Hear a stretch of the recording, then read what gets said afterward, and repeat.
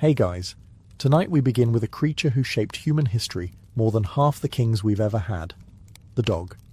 So before you get comfortable, take a moment to like the video and subscribe, but only if you genuinely enjoy what I do here. And let me know in the comments where you're tuning in from and what time it is for you. It's always fascinating to see who's joining us from around the world. Now, dim the lights, maybe turn on a fan for that soft background hum, and let's ease into tonight's journey together. The Ice Age was not a magical snowy landscape where everyone learns about friendship. It was a frozen nightmare designed by nature's most sadistic intern. Temperatures tried to kill you. Predators tried to kill you. Even your own campfire sometimes tried to kill you by collapsing into your lap. Humanity survived out of stubbornness, bad decision-making, and the occasional lucky accident.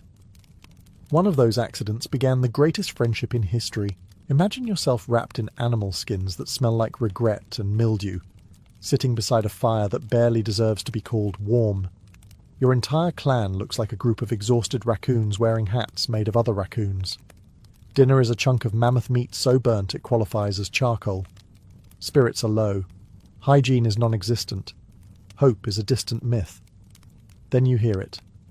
A low growl from the darkness. Not subtle, not friendly. The kind of growl that says, "I am considering eating you and your shoes." It's wolves, because of course it is. Wolves have been watching your camp all day, judging your hunting skills, which are terrible. They see you as a walking disappointment with a pulse. But tonight, something unusual happens. From the shadows steps the world's least successful wolf, a scrawny, socially awkward, bottom-of-the-pack reject. The kind of wolf who gets bullied by squirrels. He's starving, desperate, and clearly making bad life choices, like approaching humans who have spears and anxiety. He pads closer to the firelight. Humans panic internally. The wolf sits down like he owns the place. Everyone freezes. No one wants to be the first one eaten. The wolf looks at your mammoth bone with the same expression modern dogs use when you open a bag of chips. And then, in an act of ancient stupidity that changed the world, someone throws him a scrap. Not out of kindness, not out of hope, just, maybe if he eats this, he won't eat me. The wolf grabs the scrap, trots back into the darkness, tail twitching in what might be gratitude or indigestion. The next night he returns. And the next, and the next. Soon he's sitting closer, sleeping nearby, growling at other predators like he suddenly works security for the camp. Humans tolerate him because, honestly, life is easier when something with sharp teeth is on your side. Little by little, the killer becomes the freeloader. The freeloader becomes the companion, and the creature that once hunted us becomes the first ever dog. All because two species were too cold, too hungry, and too tired to kill each other. Once the world's least intimidating wolf realized humans were basically a walking buffet of half-cooked disappointment, he brought friends. Not the cool alpha wolves, no. Those wolves had standards. These were the outcasts, the weirdos, the wolves whose own mothers sighed at them. The kind of wolves who looked at their reflection in a frozen pond and thought, "I'm trying my best." These wolves discovered humanity's greatest invention long before fire, agriculture, or the wheel, the garbage pile. To Ice Age wolves, the human trash heap was like stumbling into a Michelin star restaurant where the chef is blindfolded and hates his job. Burnt bones, meat scraps, fat trimmings. Things humans threw away because even starving people said absolutely not. Wolves loved it. To them, it was gourmet. Soon enough, these wolves began hanging around the very edges of the camp, close enough to smell the stew, which smelled like sadness, but far enough to run if someone threw a rock. It was a relationship built on fear, caution, and an extremely low bar for good cuisine. Humans, for their part, realized something magical. The wolves that stayed were the ones that didn't immediately try to remove your leg. This was a valuable trait in the Ice Age. So the dynamic evolved. Wolves approached camp. Humans gripped their spears. Wolves made their best "I'm harmless and pathetic" face. Humans sighed, tossed a bone, and muttered about how this wasn't their job. Night after night, the wolves who were the least aggressive, or the most starving, returned. And slowly, these wolves changed. Not spiritually, not philosophically. Evolution simply said, let's make these things smaller, dumber, and more appealing to humans, who clearly love a fixer-upper. Snouts shortened, eyes widened, tail wagging accidentally evolved, likely from one wolf who got too excited about leftovers and discovered it earned more leftovers. Gradually, the wolves became less, "I might eat your children," and more, "I'm here for snacks and emotional support." But the wolves weren't doing charity. They got something out of this too. Warmth from human fires, protection from larger predators, a stable food supply, assuming humans caught anything that day. Occasional mammoth jerky, because desperation makes cooks generous. Evolution had done something extraordinary. It turned a deadly predator into the world's first professional trash eater, and humans, for once, felt slightly safer. Not because they were stronger, not because they were smarter, but because a wolf with no ambition decided humans were easier to live with than other wolves. Welcome to the birth of domestication, the laziest yet most successful partnership in history. Domestication wasn't a magical moment where a wolf suddenly rolled over and said, "I think I'll be adorable now." No, it was thousands of years of slow, reluctant evolution, mostly driven by hunger, laziness, and the realization that biting humans was a bad career move. At this point, the wolves hanging around human camps weren't exactly wolves anymore. They were wolf-shaped disappointments. The runts, the socially anxious, the ones who couldn't hunt, couldn't fight, and probably failed basic wolf school. If wolves had student loans, these were the ones defaulting. But these were also the wolves who discovered something revolutionary. Acting slightly less murdery gets you free food. This was the dawn of survival through cuteness. A wolf with a slightly rounder face gets more leftovers. A wolf who doesn't growl at toddlers gets invited closer to the fire. A wolf whose tail wiggles instead of thrashing in rage gets awe noises, a sound that triggers the ancient human instinct to give away snacks. And so, generation after generation, these camp wolves changed. Not dramatically, not instantly, but slowly, like a bad haircut growing out. Their skulls shrank, their teeth softened, their eyes widened into the expression scientists now classify as emotionally manipulative. Wolves became dogs the same way people become influencers, by performing harmless behavior until someone pays attention. Meanwhile, humans began to notice something else. These newly evolved proto-dogs didn't just stop attacking, they started helping. Kind of. One wolf might bark when a predator approached. Another might trail behind hunters, hoping for scraps and accidentally contributing to the hunt. A third might simply sit in camp, giving emotional support to someone who just lost a fight with a berry bush. Humans looked at these creatures, smaller than wolves, friendlier than wolves, and 10 times less competent than wolves, and thought, this one might survive if I protect it. So they did. The strong wolves died out. The cute, needy, clingy ones thrived. Evolution applauded this new strategy called being adorable, and thus the great transformation continued, from predator to scavenger, from scavenger to sidekick, from sidekick to creature that sleeps in your bed and steals half your pillow. The murder instinct faded. The feed me instinct intensified, and humanity found itself raising the world's first professional loaf-shaped companion. By the time proto-dogs had fully committed to the less murder, more mooching lifestyle, humans began to realize something shocking. These little ex-wolves were actually useful. Not very competent, not very coordinated, but useful in the way a loud, anxious roommate is useful.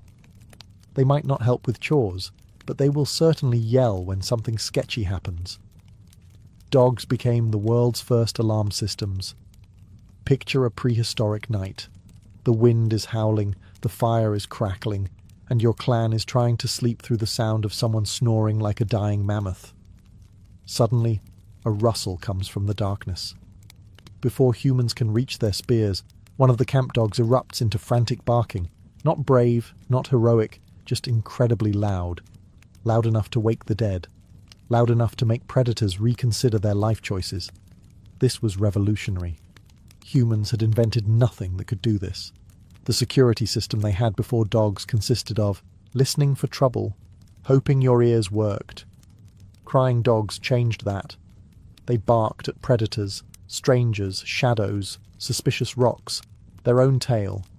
Basically, anything they decided was terrifying at the moment. And although prehistoric humans had many problems, sleep deprivation from dog barking was probably their first shared universal experience. But dogs weren't just noise machines. They were territorial. They adopted the camp as their domain. The same wolf who once considered humans trail mix with limbs now patrolled around the fire like an overworked bouncer. Humans appreciated this. They rewarded it with scraps, pets, pats, and constant enabling, the same dynamic that still exists between dogs and humans today. Soon, dogs discovered another superpower, tracking things better than humans ever could. They could smell predators before humans even sensed danger. They could tell the difference between harmless noises and something that actually wanted to eat you. And though dogs rarely fought predators directly, bravery was still a work in progress. They excelled at loudly announcing danger and then bravely hiding behind humans. And humans, for their part, began viewing these messy, needy, tail-wagging creatures not as wild animals, but as allies. Dogs weren't perfect. They still stole food. They still made bad choices. They still panicked at absolutely nothing. But for the first time in prehistory, humans had something watching their backs, something loyal, something protective, something that, occasionally, did the right thing on purpose. The Ice Age was still brutal, but now humans didn't face the darkness alone. By now, early dogs weren't just scavengers or furry alarm clocks. They were becoming partners on the most miserable team sport in human history, Ice Age hunting. A sport where the rules were simple: catch something or starve. Preferably catch something that won't immediately catch you back. Humans were decent hunters, sure. They had spears, teamwork, and the ability to complain loudly about everything. But dogs? Dogs had superpowers. Noses that could detect prey from miles away, ears that twitched at the faintest snap of a twig, and energy levels that made humans seriously reconsider their own stamina. A typical hunt went something like this. Humans spot a herd of something large, angry, and equipped with horns capable of rearranging your skeletal system. Dogs notice it too, usually before humans, then start barking like unpaid interns desperate to impress their boss. The noise startles the prey, which either runs away or charges forward, depending on the animal's mood and sense of humour. The dogs sprint ahead, fueled by excitement, adrenaline, and absolutely no thoughts whatsoever. Humans follow behind, fueled by hunger, fear, and the knowledge that their winter coat is literally falling apart. Together, they form the world's first dysfunctional hunting party. Surprisingly, it works. Dogs chase prey into traps. Dogs flush animals from hiding spots. Dogs track wounded creatures through forests humans would get lost in instantly. Dogs do all the dangerous legwork, while humans show up at the end and throw spears like they contributed equally. And the best part? Dogs think this is fun. They have no concept of risk assessment. They don't understand fatal consequences. They're just thrilled to be involved in anything that isn't freezing to death or barking at a leaf. Of course, not every dog was a born hunter. Some dogs got distracted by butterflies. Some chased the wrong animal for 2 hours. Some ran off entirely and returned with a stick, proudly convinced they'd solved hunger forever. But humans tolerated all of this, because even the stupidest dog occasionally helped catch something edible. Ice Age hunting with dogs wasn't perfect, but it was better, faster, more successful, and most importantly, It bonded humans and dogs in shared triumph and shared trauma. There's nothing like being nearly trampled by a mammoth together to build trust. And slowly, humans began to realize these creatures weren't just useful. They were becoming essential. Partners, companions, something dangerously close to friends. Somewhere between barking at predators and chasing mammoths with questionable enthusiasm, dogs crossed a line. They moved in. Not in a formal, sign this lease agreement way, more in a, I'm cold, you're warm, and this arrangement benefits me more than you way. And humans, worn down by the Ice Age and poor decision-making, let it happen. Originally, dogs slept near the edges of campfires. Not too close. Humans smelled weird and made unpredictable noises in their sleep, but close enough to enjoy the heat. Then, one especially bold dog decided he was tired of frostbite and simply walked into a human shelter like he owned the place. Humans stared. The dog stared back. Then he curled up in the corner and acted like this was completely normal. And just like that, humanity lost the living room. At first, only a few dogs did this. The bravest, the dumbest, the ones who confused danger with opportunity. But soon enough, more followed. They realized humans had invented blankets. Primitive, smelly blankets, yes, but soft enough compared to sleeping on frozen dirt. Humans protested at first. They complained. They pushed the dogs away. And then, when the temperature dropped to, "Why are we alive?" they reluctantly pulled the dogs closer. Nothing warms a frigid shelter like a 50-pound fluffy space heater that occasionally snores. This was the moment everything changed. Dogs started treating human camps as their dens. They guarded them without being asked. They growled at strangers, barked at weird noises, and woke everyone up at 3 a.m. because a pine cone moved in a threatening way. Humans didn't realize it yet, but the domestication process was complete. The dogs weren't living with humans. The humans were living with dogs. Dogs claimed the warmest sleeping spots. Dogs ate the best scraps. Dogs inserted themselves into family matters like furry diplomats. Dogs decided who could approach the camp and who couldn't. Dogs even tried to help with chores, which mostly resulted in chaos, but was appreciated nonetheless. And the strangest part, humans didn't hate it. Despite the fur everywhere, the constant barking, the occasional stolen food, and the fact that dogs absolutely did not respect personal space, humans grew attached. Emotionally. Deeply. Because dogs did something no Ice Age human expected. They made life less miserable. The nights didn't feel so long. The cold felt less cruel. And for the first time in human history, someone greeted you with joy simply because you existed. The partnership was sealed. Not by blood, not by ritual, but by warmth, leftovers, and loneliness. As the Ice Age thawed and humanity collectively decided it preferred not dying of frostbite, civilization finally sprouted. And with it, dogs strutted right into the spotlight like they were auditioning for a historical documentary. And nowhere did they shine brighter than ancient Egypt, the land of gold, gods, pyramids, and an alarming enthusiasm for shaving things. Egyptians took one look at dogs and said, yes, this creature clearly has divine potential. Which is funny considering dogs were still rolling in questionable substances and eating whatever fell on the ground. But the Egyptians admired loyalty, courage, and a good set of teeth, qualities dogs had in abundance, unlike half the royal court.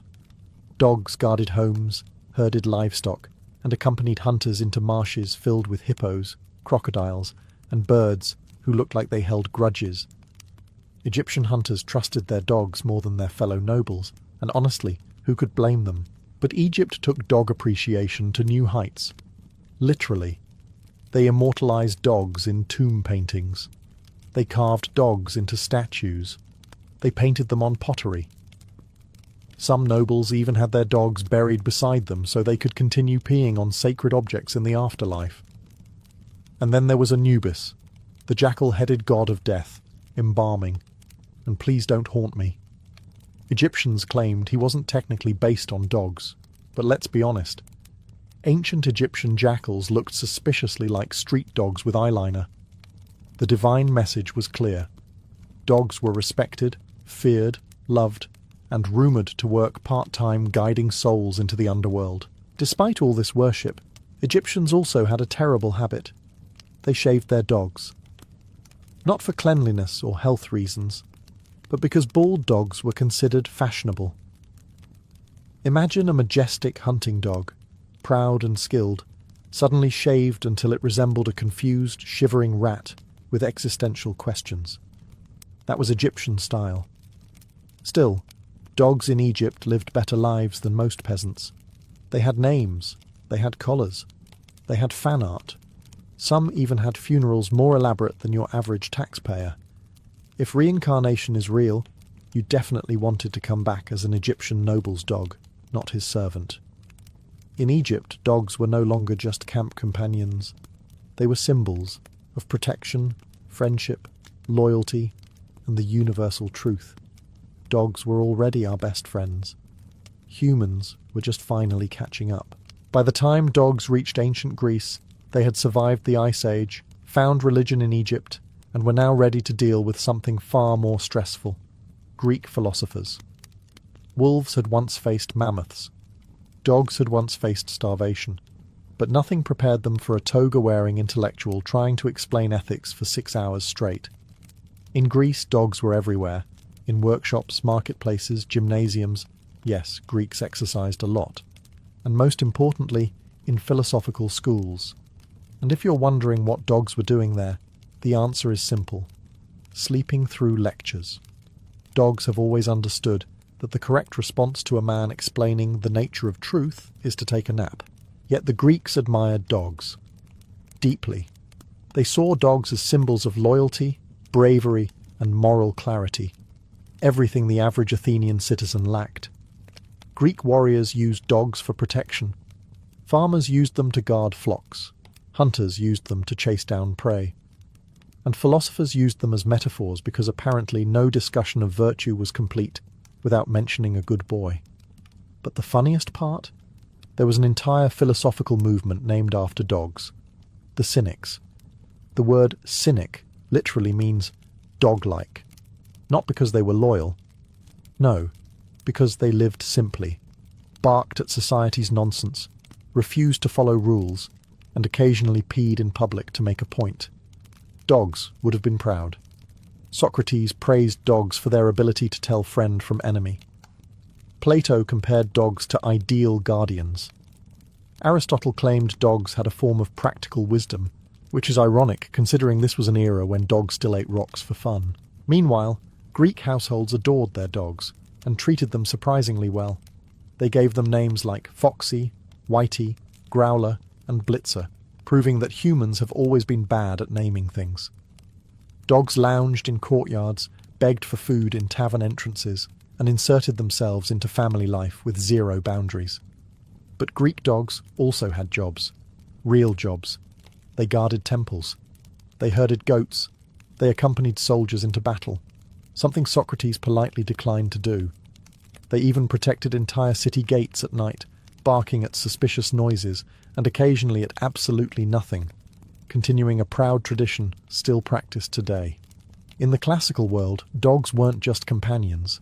They were co-workers, bodyguards, sleep aids for bored philosophers, and furry symbols of everything humans wanted to be but rarely achieved. And the Greeks understood one thing better than anyone. Dogs live simply, love deeply, and judge silently, which makes them wiser than most philosophers. When dogs reached ancient Rome, they discovered something terrifying.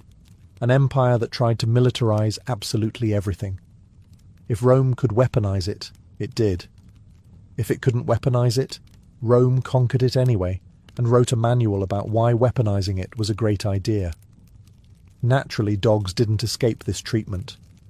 Romans looked at dogs, loyal, fast, and emotionally available, and said, "Yes, perfect, let's put armor on it." Enter the Roman war dog, an animal who did not sign up for this job. These dogs, often mastiffs or massive Molossian breeds, marched alongside legions, wearing spiked collars and occasionally chainmail. Imagine being a barbarian warrior, psyching yourself up for battle, only to see a huge armoured dog charging at you like the world's angriest kitchen appliance. Roman commanders loved these dogs. Not for their cuteness, that emotion was banned from the military, but for their ability to intimidate enemies and bite things on command. War dogs guarded camps, delivered messages, attacked intruders, and most importantly, stole food from soldiers who were already starving. A true multitasker. But it wasn't all war and violence. Romans also adored dogs at home. Wealthy families kept lapdogs with names like Fiddle, Little One, and Bitey. These tiny dogs slept on silk cushions, ate scraps from banquets, and definitely judged every guest who entered the villa. Meanwhile, Roman soldiers on the frontier shared their rations with giant shaggy dogs, who smelled like battle and potatoes. Roman farmers used dogs to guard livestock. Merchants used them to protect caravans. Even Roman priests used dogs during certain rituals, though the dogs probably had no idea why they were there and assumed it involved snacks. And of course, being Romans, they recorded everything. We have tombstones dedicated to beloved pets, complete with poetic inscriptions like, "I am in tears while carrying you to your last resting place, as much as I rejoiced when bringing you home in my own hands." A level of emotion Romans rarely showed to actual humans. But the most ironic part? For all their glorification of war, conquest, and discipline, Rome still bowed, quietly, privately, to the emotional power of dogs. A dog could guard an empire. A dog could march with legions. A dog could serve in battle with courage no senator ever possessed. Yet at night, after the fighting, even the toughest Roman soldier rested easier with a dog curled at his feet. Because in Rome, as everywhere else, dogs weren't just warriors. They were family. As the Roman Empire puffed itself up across Europe, and the Greeks debated everything from ethics to the meaning of chairs, dogs were quietly doing something far more impressive, conquering the world without trying. No strategy, no legions, no diplomacy, just pause, charm, and zero understanding of borders. The moment humanity built the Silk Road, that long, dusty highway stretching from China to the Mediterranean, dogs looked at it and thought, "Nice, a walk." And off they went. Wherever merchants travelled, across deserts, mountains and cities, dogs followed, sometimes intentionally, sometimes because a merchant dropped a dumpling, sometimes because a dog woke up from a nap and realised it was 600 miles from home and simply rolled with it. Caravans heading from China to Persia had the same three constants: camels complaining, merchants complaining louder dogs, who complained about nothing but still ate the most. Dogs became the Silk Road's unofficial employees. They guarded tents at night, chased thieves, and scared off animals that wanted to eat the merchandise. Traders learned one important truth: you can trust a dog more than a business partner. Different cultures began swapping more than silk and spices. They swapped breeds. A Persian trader might meet a Chinese caravan and see a fluffy little dog and think, "My wife will either love this or throw it at me." And suddenly, Pekingese were travelling across continents like tiny, grumpy diplomats. Meanwhile, hardy shepherd dogs from Central Asia moved westward, joining nomads and guarding livestock from wolves, who hadn't read the memo that dogs were now on Team Human. Every stop on the Silk Road added another chapter. In India, dogs found temples to guard and leftovers to steal. In Persia, they protected caravans and pretended to be noble. In Central Asia, they befriended horsemen with zero fear of death. In China, they became pampered palace pets who absolutely judged everyone. Dogs didn't just spread biologically, they spread culturally. People shared stories about them. Merchants traded them. Kings demanded them as gifts. Entire populations reshaped how they saw wolves because of dogs that wandered great empires sniffing everything in sight. By the time the Silk Road reached full swing, dogs had accomplished something extraordinary. They became the first global citizens, and they did it by following people who dropped crumbs. While humans mapped trade routes, built empires, and fought over territory. Dogs simply existed. And somehow, that was enough to take over the world. As civilization got richer, fatter, and more obsessed with showing off, dogs entered a new era, the status symbol era. This was when dogs stopped being just hunters, guards, or walking alarm systems. Now they were luxury items, fashion accessories, indicators of wealth, living proof that your social standing was so high you could afford a creature that did absolutely nothing.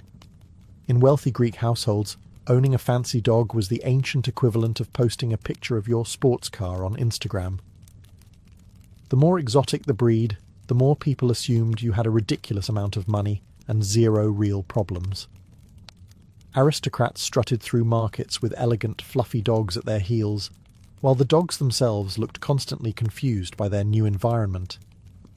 Why are there marble statues everywhere? Why is everyone yelling about democracy?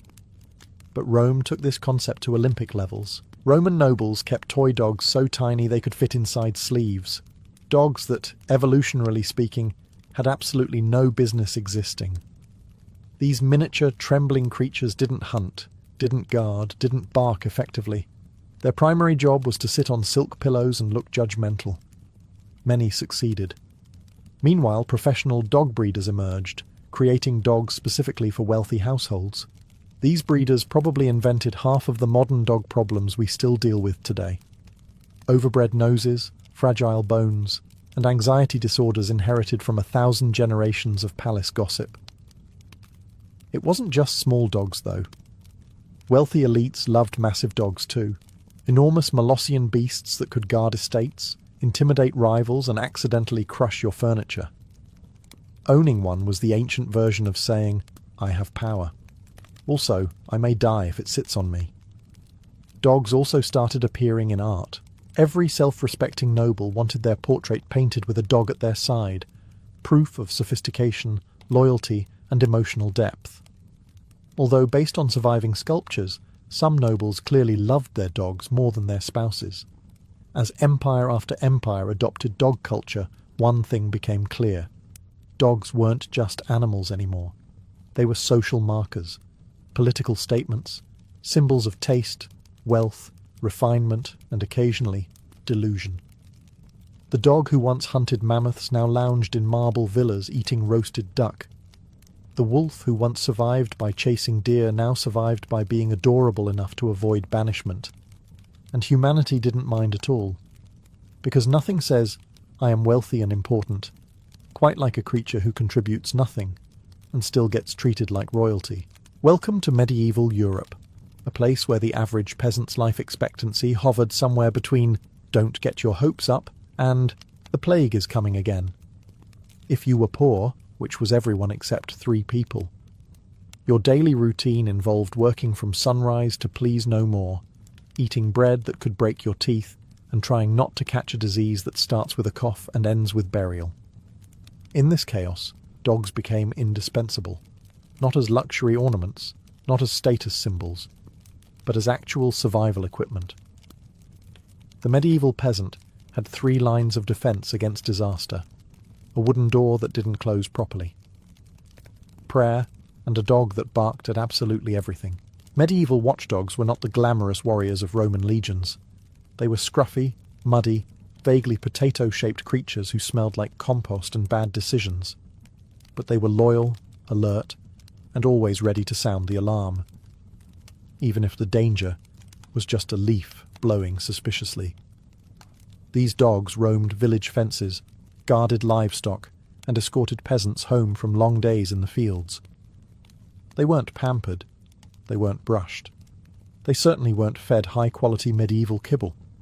Their diet consisted largely of table scraps, stale bread, and things they found on the ground that no one talks about. Yet medieval peasants adored them in their own way. A dog might sleep by the hearth, a generous word for pile of burning sticks, warm the children during winter, and chase off thieves desperate enough to rob someone who owned nothing. Dogs were essentially furry housemates who kept predators at bay, wolves, foxes, or the occasional drunk knight who fell asleep in the wrong cottage. But the partnership was mutual. Dogs got warmth, a human family, and a reliable food source, even if the food tasted like disappointment. They also got affection, not fancy collars or velvet cushions, but pats on the head and a life free from pack politics. Medieval dogs worked for a living. They herded sheep, they guarded granaries, they patrolled muddy roads with the seriousness of a knight defending his honour, except knights usually smelled better. In the hierarchy of village life, peasants sat at the bottom. But dogs were somewhere just above peasants and below the local priest, and honestly they earned it. Because while medieval Europe battled plague, famine, taxes, raiders and more plague, these loyal animals stayed by humanity's side, barking their hopeless little barks into the darkness. And somehow, it helped. If medieval peasants had dogs for survival, medieval nobles had dogs for something far more dramatic: status, ego, and emotional support during political meltdowns. Dogs in castles lived a life so different from village dogs that you'd think they were entirely separate species. Peasant dogs slept on dirt floors. Noble dogs slept on cushions stuffed with goose feathers and the suffering of the lower classes. Castles were chaotic places. You had scheming nobles, bored knights, moody princes, and at least one suspiciously unhinged jester. Into this medieval soap opera entered the castle hound, massive, muscular, loyal, and usually better behaved than every human in the building. Nobles loved hunting, mostly because it gave them an excuse to avoid governing. Their hounds were essential for this. These dogs were trained to track boar, chase deer, and ignore the existential screams of peasants, watching their livestock vanish into the woods again. Castle hounds were serious professionals, unlike the nobles who owned them. Picture a hunting scene. A noble knight in a shiny helmet he can't see out of, a group of servants doing all the actual work, and a pack of hounds sprinting ahead thinking, "Finally, someone is letting us do our job instead of forcing us to sit through another banquet." These hounds were elite, strong, fast, loyal. They guarded castles, patrolled courtyards, and politely refrained from eating messengers, most of the time. Some castles even had entire rooms dedicated to dogs, warmer than the servants' quarters naturally. Meanwhile, noble ladies kept smaller dogs, delicate little creatures who spent their days on velvet cushions, receiving more affection than most husbands. These miniature dogs never hunted, never guarded, and never contributed anything except the occasional dramatic fainting spell. They were, in essence, medieval influencers. Dogs in the noble world were also emotional anchors. Knights heading to war hugged their dogs. Lords confided in them. Queens fed them scraps under the table during political dinners, where everyone pretended to like each other. Dogs understood palace secrets better than the royal scribes, and they could keep them too. But the real comedy? No matter how fancy their surroundings, no matter how expensive their collars, castle dogs still behaved like dogs. They chased chickens, stole bread, barked at ghosts, and refused to come when called. Because even wrapped in luxury, a dog will always be a dog. And medieval nobles needed that kind of honest chaos more than they ever admitted. By the time Europe stumbled into the Renaissance, humans had rediscovered art, science, architecture, philosophy, and, most importantly, how to spoil dogs even more than the nobility already had. This was the age of genius. Michelangelo sculpted gods. Leonardo sketched helicopters. But Renaissance nobles, they invented something truly revolutionary: the extremely pampered lapdog. In Renaissance courts, dogs experienced the kind of glow-up usually reserved for reality TV contestants. These tiny velvet pillow creatures didn't descend from wolves so much as they descended from anxiety. They trembled constantly, demanded attention, and were carried everywhere because their legs were apparently decorative. Ladies of high society adored them. A noblewoman would glide through a palace wearing 40 pounds of silk, her hair stacked higher than her social expectations, and at her side sat a 4-pound dog that looked like it hadn't hunted anything larger than a crouton in its entire life. This dog ate better than 98% of the population, and contributed absolutely nothing beyond being cute enough to justify its existence. But the Renaissance wasn't all about tiny dogs. This was also a golden age for hunting breeds. Kings and dukes bred enormous, elegant hounds designed to sprint after deer at speeds that made knights seriously rethink their cardio routines. Hunting was no longer strictly practical. It was performance art. Men in tights chasing deer while dogs did all the real work. A Renaissance aesthetic. Meanwhile, artists became obsessed with painting dogs. Portraits of noble families almost always included a dog sitting proudly at their feet, looking more dignified than half the people in the room. In these paintings, dogs symbolized loyalty, virtue, and a reminder that someone in the household had actual emotional intelligence. And then there were the weird little spaniels who sat in ladies' laps during long carriage rides, balls, banquets, political negotiations, and marriages arranged by people who absolutely shouldn't have been in charge. These dogs served a crucial Renaissance function, keeping their owners from having a public meltdown. Royal courts were full of drama, betrayal, gossip, poisoning attempts, and fashion disasters. Having a tiny dog on your lap gave you at least one reason not to flip a banquet table. But whether tiny and fluffy or tall and regal, Renaissance dogs shared one unifying truth. They had successfully risen from Ice Age scavengers to elite members of the world's fanciest households, all without doing anything except being lovable and alive. After thousands of years of chaos, evolution, cultural drama, and truly questionable grooming choices, looking at you, ancient Egypt, we arrive at the end of our journey, where dogs officially solidify their position as humanity's first and best friend. Not by conquest, not by political treaties, but by simply being the most persistent freeloaders in history. Think about it. No other species has successfully infiltrated every era, every culture, every household, every couch. Dogs did what empires failed to do. Rome collapsed, Egypt fell, the Renaissance ended. Human trends came and went. But dogs just kept showing up, tail wagging, asking for snacks. By the late Renaissance, dogs had mastered humanity. They figured out the formula. Be cute, provide emotional support. Stare intensely while humans eat. Pretend to understand commands, profit. They evolved from wolves who hunted mammoths into creatures who now panic when their owner leaves the room for 30 seconds. They went from sleeping in snowdrifts to sleeping diagonally across an entire king-sized bed, forcing humans into uncomfortable L-shapes throughout the night. And here's the secret no historian likes to admit. Dogs didn't just become our best friends. They tricked us into becoming theirs. Think about the emotional manipulation. Dogs tilt their heads. Humans melt. Dogs whine softly. Humans hand over food. Dogs look sad for 0.5 seconds. Humans apologize for existing. Meanwhile, dogs give us unconditional love, loyalty, protection, companionship, and enough fur to knit an entire medieval cloak every week. They guard us, comfort us, and greet us with the enthusiasm of someone meeting a celebrity, even when we only went outside to get the mail. And yet, the strangest, most heartwarming truth is this. Dogs chose us. They weren't forced. They weren't captured. They weren't bribed with luxury. Okay, maybe a little bribed.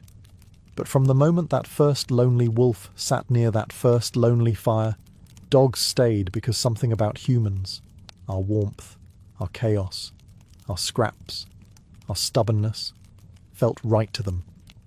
And humans, battling ice, famine, empires, plague, heartbreak, and bad architecture, found something in dogs they couldn't find anywhere else. Pure, uncomplicated friendship. Not political, not philosophical, not strategic. Just real. And so the greatest partnership in history wasn't written in stone tablets or royal decrees. It was written in footprints. One human, one dog, walking side by side across the centuries. From Ice Age fires to Renaissance palaces to your living room today. Dogs never stopped being our companions, and we never stopped needing them. Before the Roman legions ever set foot in Gaul, before Julius Caesar sharpened his quill to complain about everyone who wasn't Roman, there existed a group of figures who commanded more influence than any chieftain or warrior. These were the Druids, the cloaked scholars of the forest, the guardians of secrets, the philosophers who somehow managed to be both terrifying and charismatic at the same time. In a world where status usually came from how loudly you could shout or how many enemies you could decapitate, Druids stood apart. Their power came not from violence, but from something Gauls regarded with even greater awe: knowledge. To the ordinary Gaul, a Druid wasn't merely a priest. He was the astronomer who charted the stars, the judge who settled tribal disputes, the political advisor who reminded kings not to be idiots, and the mystic who could read divine signs in the smoke of a ritual fire. If your tribe needed to bless an upcoming battle, negotiate peace, resolve a property dispute, or figure out why your pigs were suddenly refusing to eat, you went straight to a Druid. Not because they were friendly, many were famously stern, but because everyone agreed they were the closest thing to a direct line to the gods. Their authority was built on an education system that would make even modern PhD students weep. A Druid might study for up to 20 years, memorizing colossal amounts of legal codes, genealogies, cosmology, poetry, mythology, ritual procedures, and philosophical doctrine. And they memorized all of it without writing anything down. Not because they lacked writing, they knew Greek and Latin well enough, but because they considered sacred knowledge too important to risk being read by people who weren't ready. Also, it's an excellent way to ensure that only the truly dedicated join your order. Nothing filters out the half-hearted like being told, "Wonderful, now memorize the entire spiritual history of your people by next winter." But perhaps the most intriguing part was their presence. A Druid didn't walk. He arrived. Wrapped in woolen robes, usually white for rituals, they carried an aura of seriousness that even the rowdiest warriors respected. Kings listened to them. Entire tribes deferred to them. And when a Druid raised his hand to speak, the forest seemed to go quiet, as if the very land acknowledged their authority. They were scholars, mystics, scientists, judges, and philosophers, all wrapped in one enigmatic figure whose power flowed not from a throne, but from the depths of ancient memory. If Chapter 1 introduced the Druids as the quiet power behind Gaulish society, Chapter 2 reveals the training grounds that forged these forest philosophers, the sacred groves. These weren't your ordinary patches of trees. To the Celts, a grove wasn't just a location, it was a living classroom, a sanctuary where knowledge flowed as freely as the wind through oak leaves.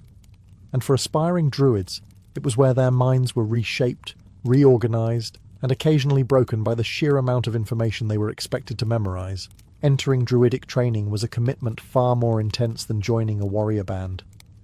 Warriors trained to fight. Druids trained to understand everything: the stars, the laws, the gods, the seasons, medicinal herbs, moral philosophy, sacred geometry, and a terrifying amount of poetry.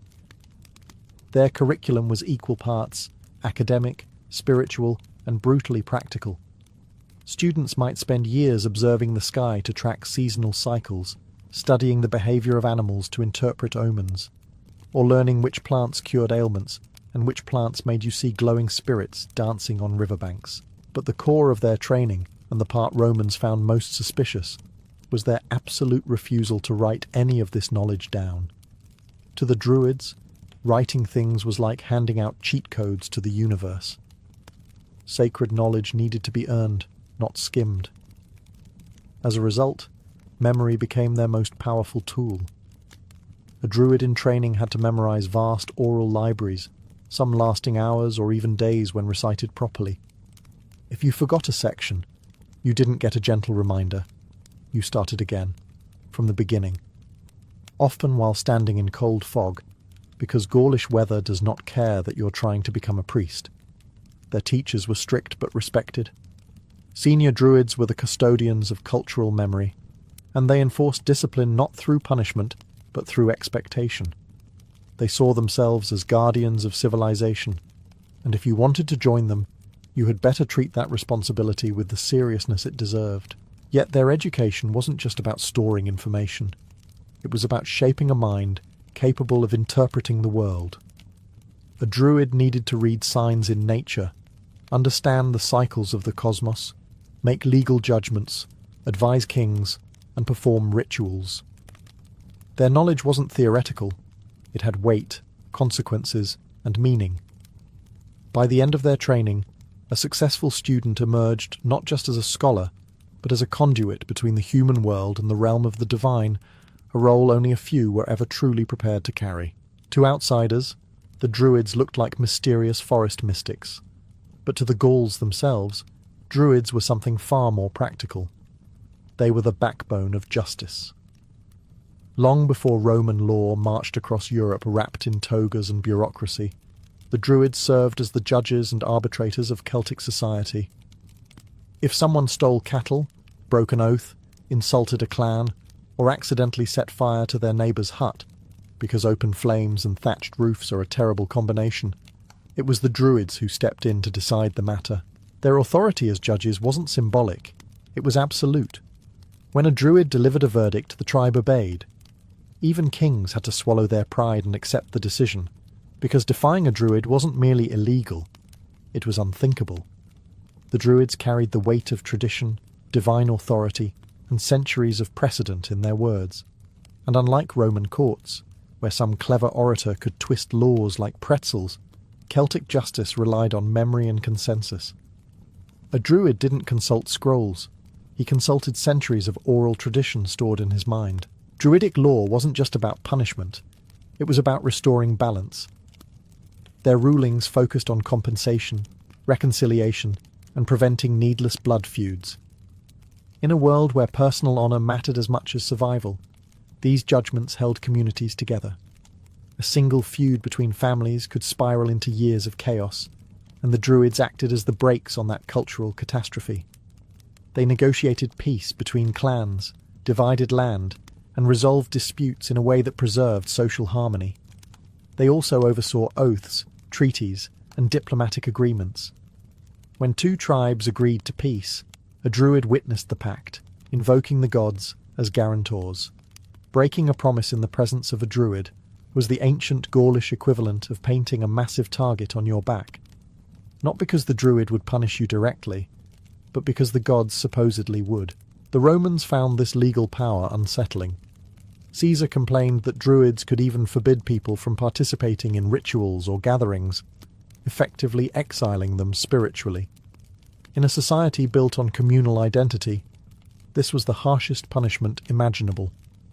A social death sentence delivered without raising a sword. Through their judgments, the druids shaped everyday life in Gaul. They weren't simply wise old counsellors. They were the living embodiment of law and order, holding the delicate fabric of tribal society together with memory, diplomacy, and a reputation so respected that even warriors feared disappointing them. If the druids were the judges and philosophers of Gaul, they were also its ritual specialists, the ones who kept the spiritual machinery of the Celtic world running smoothly. To the Gauls, every river, hill, grove, and storm had a spirit. The universe was alive, and the druids were the only ones who knew how to communicate with it properly.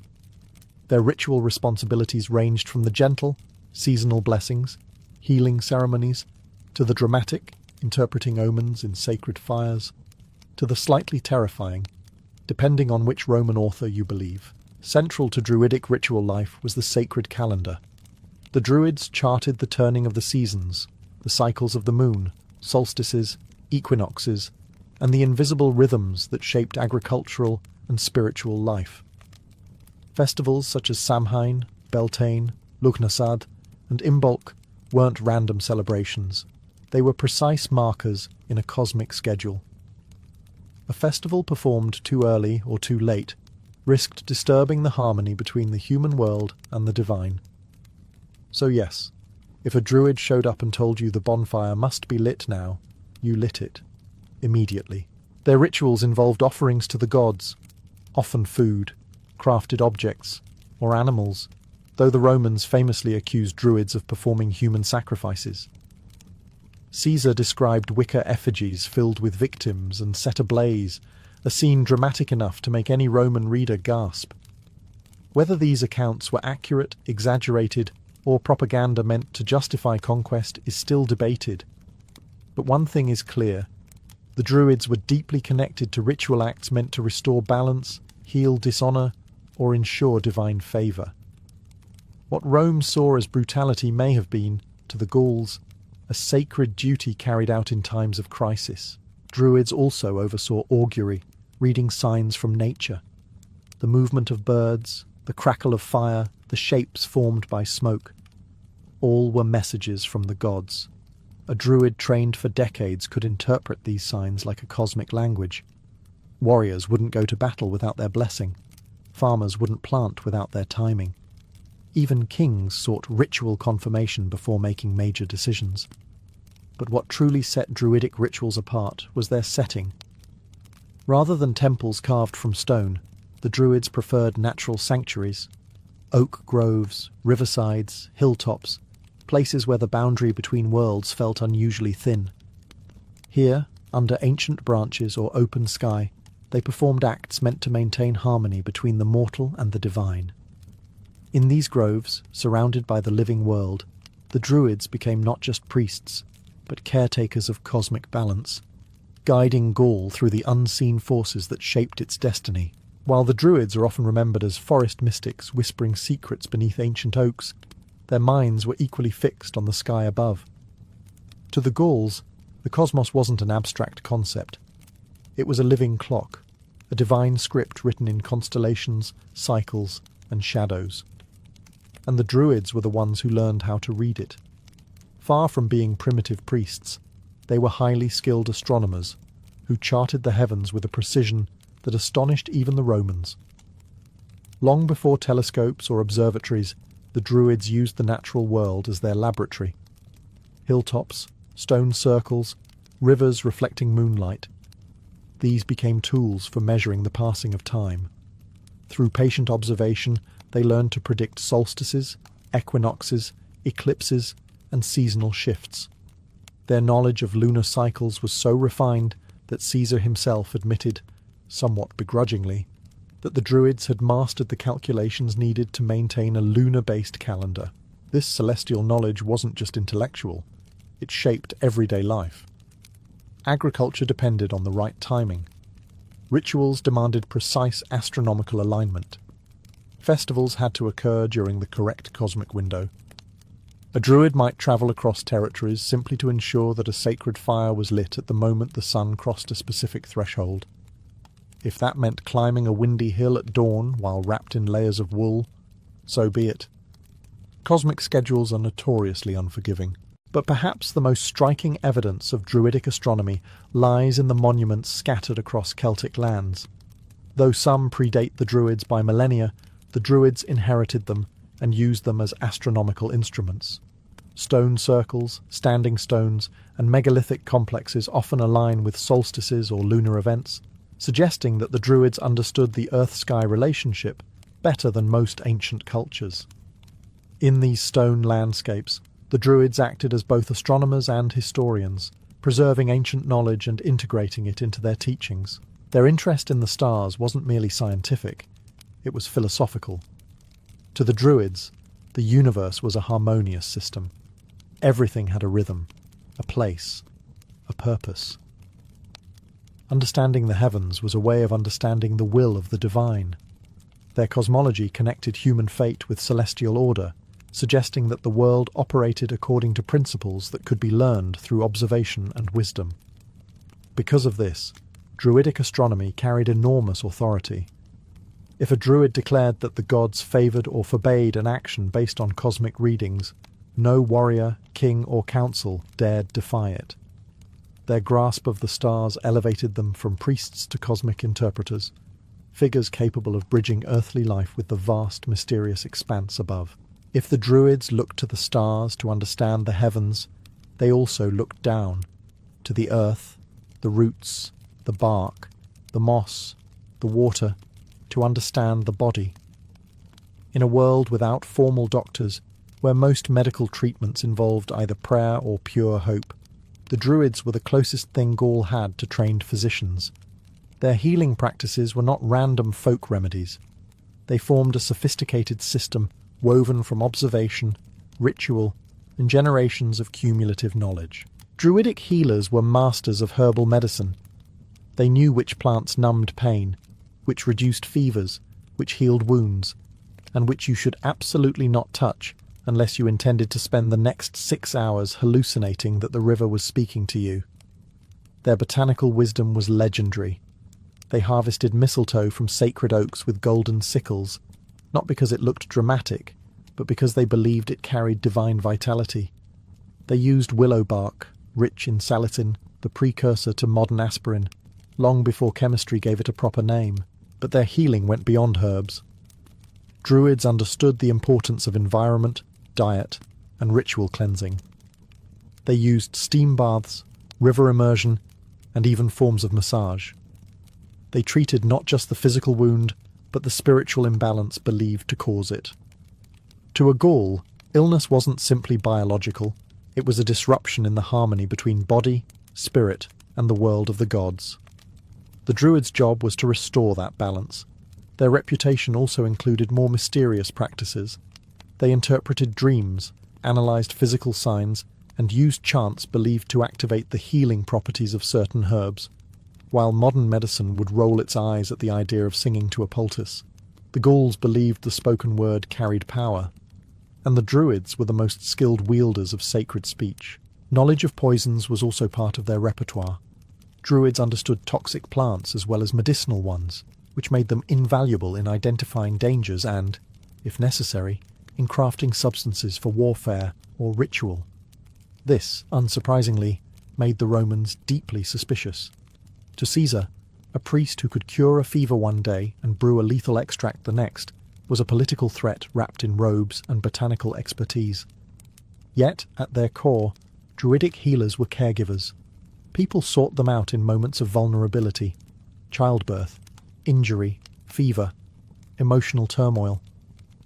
Their role wasn't only to stitch wounds or cure sickness, but to reassure, guide, and reweave the invisible threads that tied individuals to the greater cosmic order.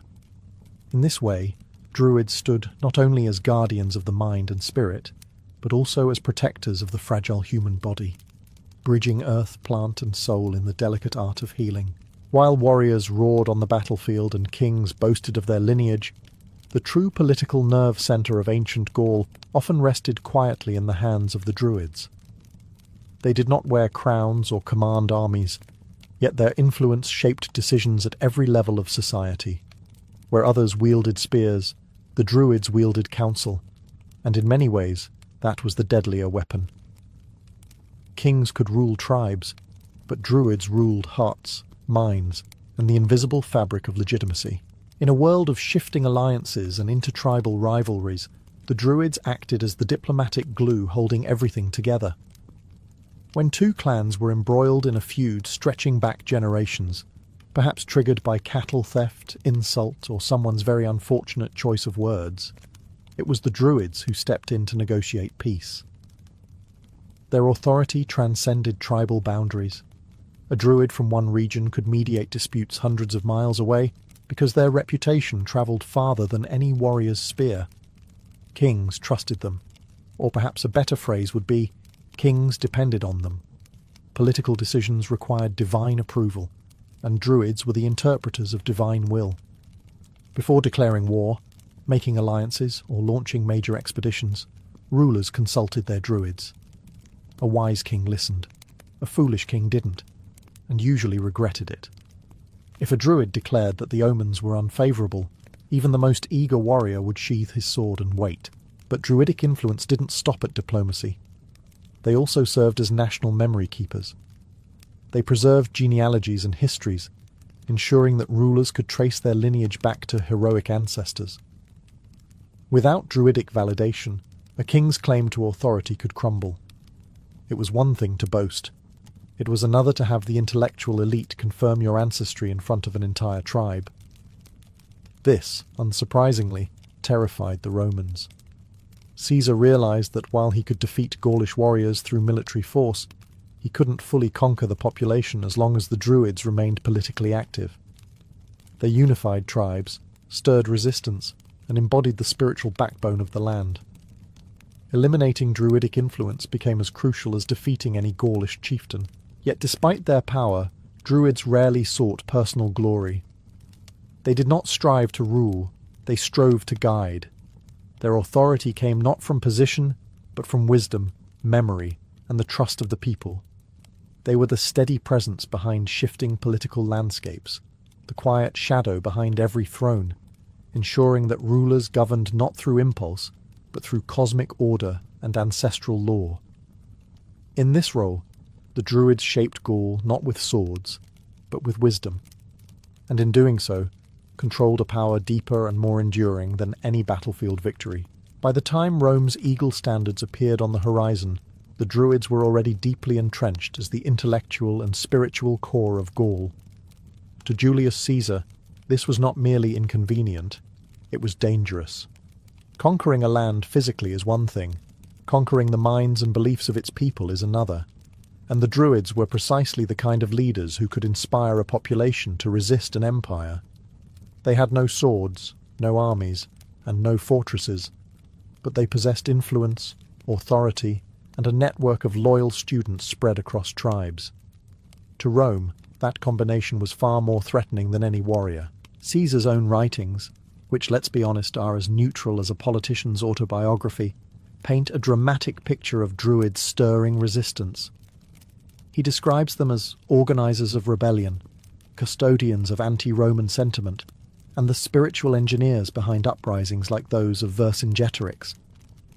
Though Caesar blamed them for virtually everything, the truth is simple. The Druids represented a cultural identity Rome couldn't absorb. Where Rome brought laws, taxes, and infrastructure, the Druids embodied memory, tradition, and a worldview incompatible with imperial control. The Romans understood that defeating warriors only won battles. Defeating the Druids would win Gaul. As the conquest unfolded, Druids became targets. Sacred groves were cut down, ritual sites desecrated, and Druidic assemblies banned. Rome hoped that by destroying the places where Druids performed rituals, they could sever the spiritual roots of Gaulish identity. Yet the Druids persisted. They didn't vanish. They adapted. Some retreated deeper into forests, continuing their teachings in secrecy. Others travelled to regions still free from Roman rule, such as Britain and Ireland, strengthening resistance networks. The island sanctuary of Anglesey became a last stronghold, a place where Druids gathered in numbers. When the Roman general Suetonius Paulinus arrived in 60 CE to crush it, he encountered something chilling even for hardened soldiers. Druids lining the shore, chanting curses, women in black garments screaming prophecies, fires burning behind them like the backdrop of an apocalyptic scene. Even disciplined Roman soldiers hesitated, but eventually Rome attacked, slaughtering Druids and torching the sacred groves. This moment marked the symbolic destruction of Druidic power in Gaul, but even then, Rome could not erase the memory of the Druids. Their teachings continued underground, woven into folklore and oral tradition. Conquered they may have been, but extinguished they were not. The war for the soul of Gaul did not end with swords. It simply moved into memory. When Rome finally tightened its grip on Gaul, and the last sacred groves fell silent beneath the axes of legionaries, many assumed the Druids would fade into the footnotes of history. Another conquered priesthood absorbed into the empire. But the Druids refused to disappear. Their legacy, persistent and subtle, flowed through the centuries like an underground river, resurfacing in unexpected places, shaping memory long after their physical presence was erased. The most enduring part of their legacy lies in the lands Rome never fully conquered, Ireland and parts of Britain. There, Druidic traditions survived, evolving into the early Celtic Christian monastic systems.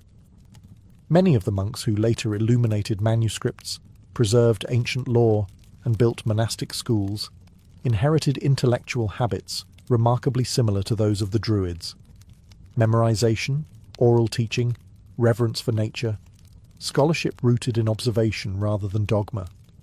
Even the idea of sacred knowledge carefully guarded and taught through long apprenticeship echoes Druidic methods. Folklore, too, kept the Druids alive. Generations of storytellers whispered about wise men in white robes, about healers who spoke with rivers, about judges whose words carried divine weight. The stories changed over time, of course. Medieval writers turned them into wizards. Renaissance thinkers romanticized them as natural philosophers, and modern pop culture made them staff-wielding magicians with suspiciously good hair. But beneath every retelling lies a real cultural memory, the respect and mystery that surrounded the ancient Gaulish Druids. Their reverence for nature also survived in countless practices. The idea of sacred groves influenced early Christian holy sites. Many churches were built near ancient ritual trees or springs, as if acknowledging that the land itself still held memory. Even today, Celtic festivals like Samhain and Beltane, though reshaped over time, trace their roots back to calendars the Druids helped maintain. Their intellectual legacy is equally profound. The Druids believed the universe was a harmonious, interconnected system, a philosophy remarkably close to modern ecological thought. They saw humanity as woven into the natural world, not above it. This worldview, once dismissed as primitive, now feels uncannily ahead of its time.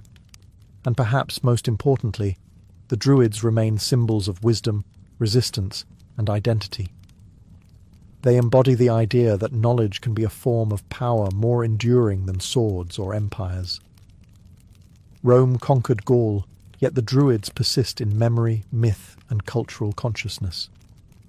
Their groves may have fallen, but their echoes still linger, in stories, in traditions, and in the ancient sense that wisdom is something grown, guarded, and passed on under the whispering branches of time. Harold Sigurdsson did not enter history quietly.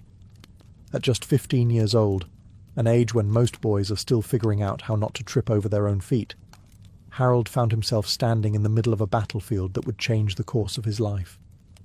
The Battle of Stiklestad was chaos incarnate, steel flashing in the Nordic sun, shields splintering, war cries echoing through the valley.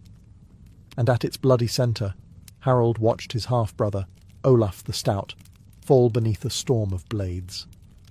Norway's king was dead, the rebellion crushed, and Harold suddenly realized he was now on the losing side of absolutely everything.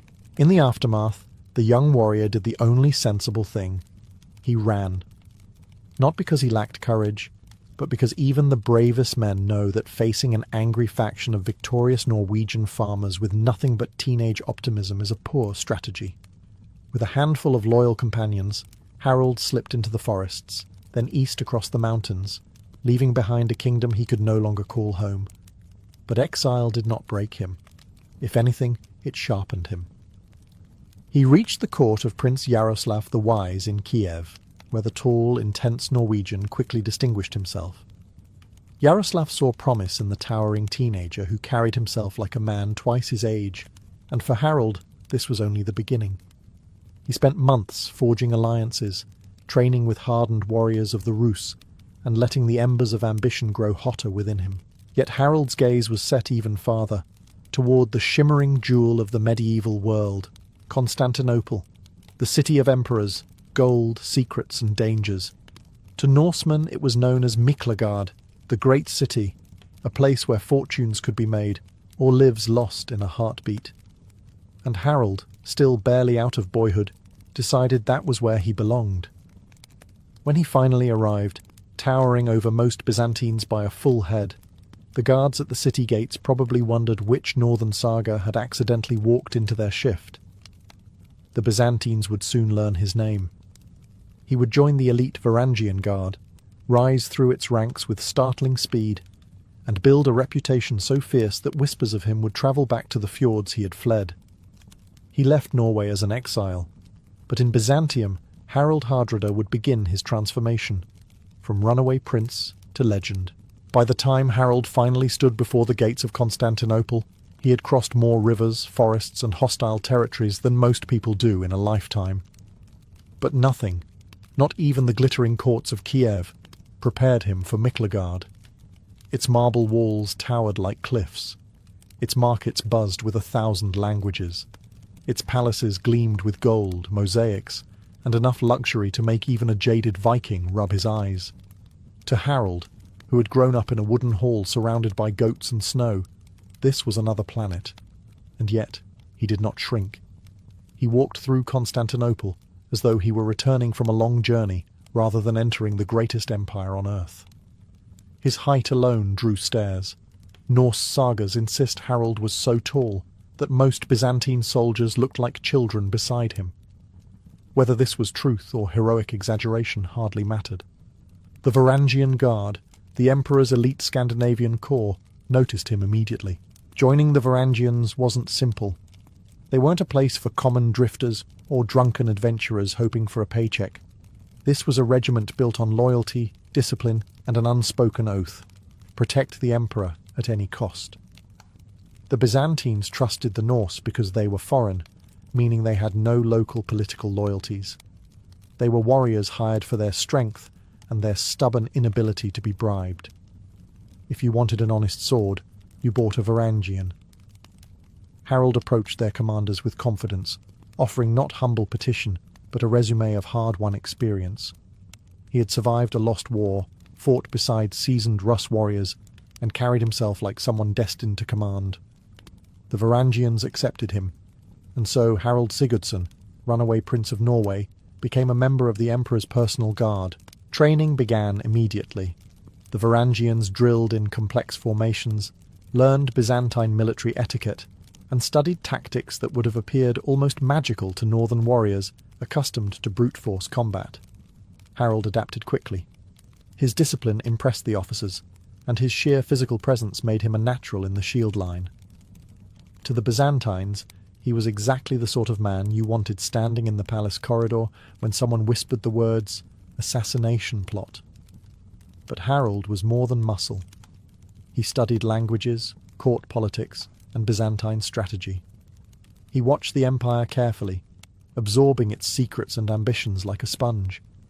He had come seeking fortune, but he found something far more potent: a path to power, a stage worthy of his legend, a forge that would transform a wandering exile into the thunderbolt of Byzantium. Life in the Varangian Guard was nothing like Harold's past as a Norwegian prince or a wandering exile.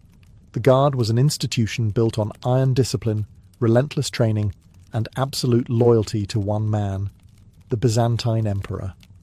For Harold, this was a world of shining armour, marble halls, and complex politics, very different from the wooden halls and direct sword-to-the-face diplomacy of the North. Yet he adapted with astonishing ease, as though he had been waiting for an environment worthy of his ambition. New Varangians quickly learned the rules: speak little, watch everything, and never, ever betray the Emperor. Their duties included guarding palace gates, patrolling corridors lined with gold mosaics, and standing silent vigil during imperial ceremonies that seemed to last longer than some Viking winters. And though it might sound ceremonial, danger lurked everywhere. Byzantine court politics made northern feuds look like children arguing over toys. Plots simmered constantly, and the threat of assassination was as normal as morning prayers. This environment sharpened Harold. He learned to read subtle gestures, sense tensions in a room, and recognize the quiet signs of treachery. His intelligence impressed senior officers, and his height made him an almost mythical presence in the Emperor's entourage. When Harold stood behind the throne, axe in hand, everyone understood the message. Loyalty had a very large, very sharp guardian. The Varangians drilled endlessly. They practiced formation combat, shield wall tactics adapted to palace defense, and emergency evacuation procedures for the Emperor. For Harold, who had grown up in a culture that glorified individual valor, Byzantine discipline was a revelation. Here he learned strategy, coordination, and the fine art of staying alive in the deadliest political battleground in Europe. His determination did not go unnoticed. Emperor Michael IV himself reportedly took interest in the tall northern warrior. Harold's skill, unwavering focus, and silent professionalism made him stand out in a corps already filled with elite fighters. If the emperor walked at night, Harold might be among the guards at his side. If a ceremony required absolute security, Harold might be stationed closest to the dais. Bit by bit, he earned a place in the empire's inner protective circle. For a young man who had lost his homeland, this was more than honor. It was validation, a sign that he could rise again, rebuild his future, and forge a name greater than anything Norway might have offered him. The exile was no more. The ascent of Harald Hardrada had begun. Serving in the Varangian Guard was not a matter of lounging in palace corridors all day, polishing axes and looking intimidating, though Harold excelled at that part too. Byzantium was an empire constantly under pressure. Rebellions flared like brush fires across its vast provinces. Bulgarian uprisings, Sicilian revolts, Anatolian conspiracies, and the endless turbulence in the east. And when things grew dangerous enough that ordinary Byzantine troops hesitated, imperial commanders summoned the Varangians. They were the emperor's fire brigade, sent to extinguish trouble with cold steel and northern determination. Harold, still young, but driven by a need to prove himself, threw his entire being into these campaigns. The sagas describe him fighting in Bulgaria, Sicily, Asia Minor, and even as far as the Holy Land. Wherever a rebellion surged, Harold appeared like an axe-wielding omen. His preferred tactics, according to later Norse tradition, involved hitting enemies so hard and so fast they questioned their life choices before they even hit the ground. The Byzantines learned very quickly. If you wanted a problem solved permanently, you sent the tall Norseman with the intense eyes and the unnervingly calm expression. One of his most famous campaigns was in Bulgaria, where the rebellion was so fierce that Byzantine soldiers had begun calling the uprising the War of the Mountains. The terrain was brutal, dense forests, rocky passes, ambushes at every turn. But Harold thrived in conditions others feared. The Varangians pressed relentlessly into rebel strongholds, carving through difficult terrain with the stubbornness only a Norse warrior could maintain. The sagas claim Harold was the first to storm walls, the last to retreat, and occasionally the one who suggested strategies bold enough to make Byzantine officers blink twice. His reputation grew with every campaign.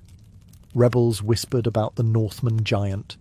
Byzantine commanders began relying on him not just as muscle, but as a dependable problem solver. And Emperor Michael IV reportedly rewarded him personally for his role in crushing uprisings, gold, rank, and trust. But it wasn't only battlefield ferocity that earned Harold respect. It was his discipline.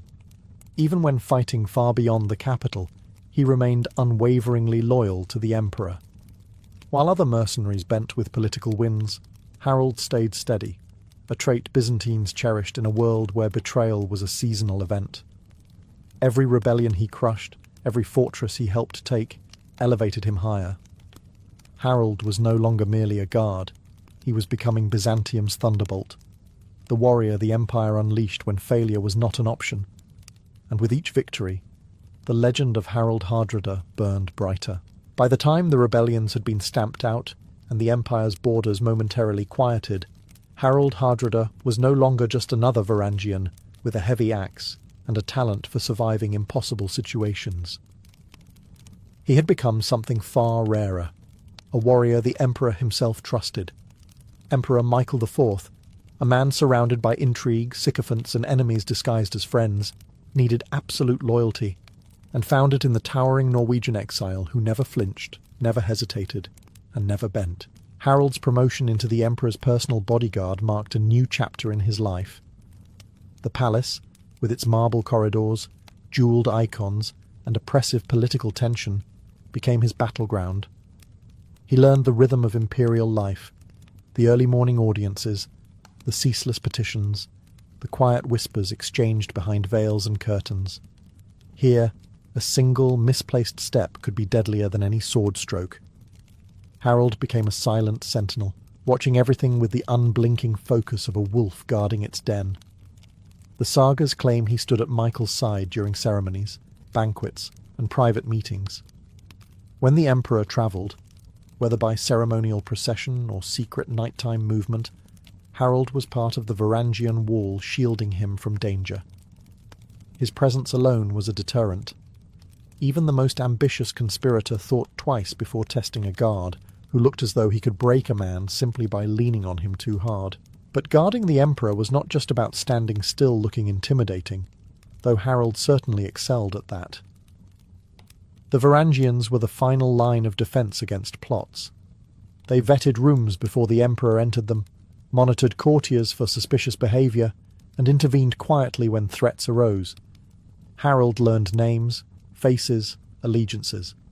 He developed an instinct for danger, spotting subtle signs, a glance too sharp, a hand too quick, that others missed.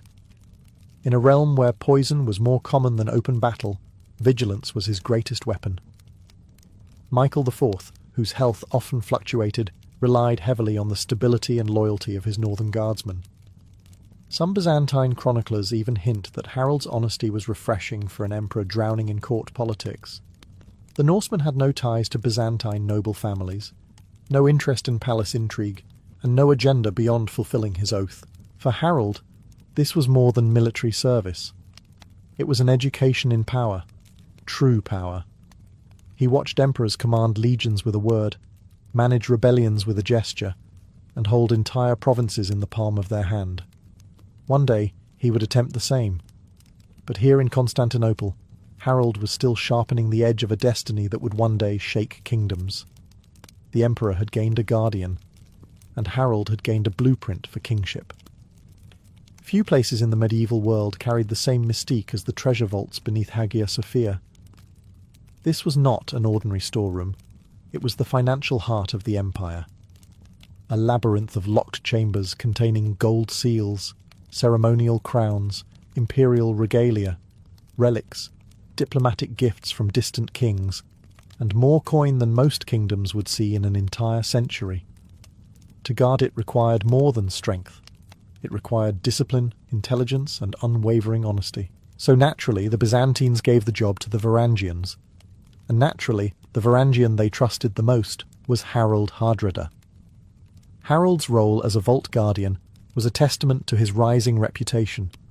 The empire did not give such responsibilities to men who were merely good with an axe. They gave them to men whom corruption could not touch, and Harold, with his stern northern honour and terrifying stare, fit that description perfectly.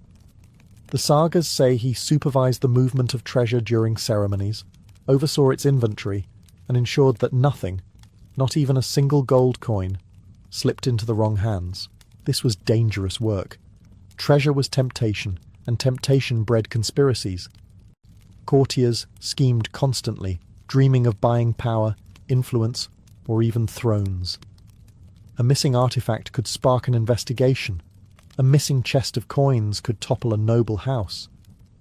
Harold stood in the centre of all this with quiet confidence, as impartial as stone. His duty was not simply to guard wealth. It was to protect the empire's stability. But there was another layer to this assignment: prestige. Only elite Varangians were allowed into the treasure vaults, and those who served there often became wealthy themselves, rewarded with bonuses, spoils, and a share of imperial gifts. Harold, already driven by ambition, did not waste the opportunity. Service in the vaults gave him access to wealth he could never have imagined back home. By the time he left Byzantium years later, he possessed enough gold to buy alliances, hire armies, and reclaim the throne he had lost as a teenager. The sagas whisper that he sometimes guarded relics brought from Jerusalem, treasures seized from rebellions, and diplomatic gifts from distant lands like Egypt or Persia. Standing in the flickering torchlight surrounded by centuries of accumulated brilliance, Harold observed firsthand how empires measured power not only by armies, but by treasure. Every chest he protected, every artifact he oversaw, forged his understanding of wealth as a tool of rule. Constantinople was shaping him, moulding the warrior into a leader. In the vaults beneath Hagia Sophia, Harold did not just guard gold. He learned how kings are made.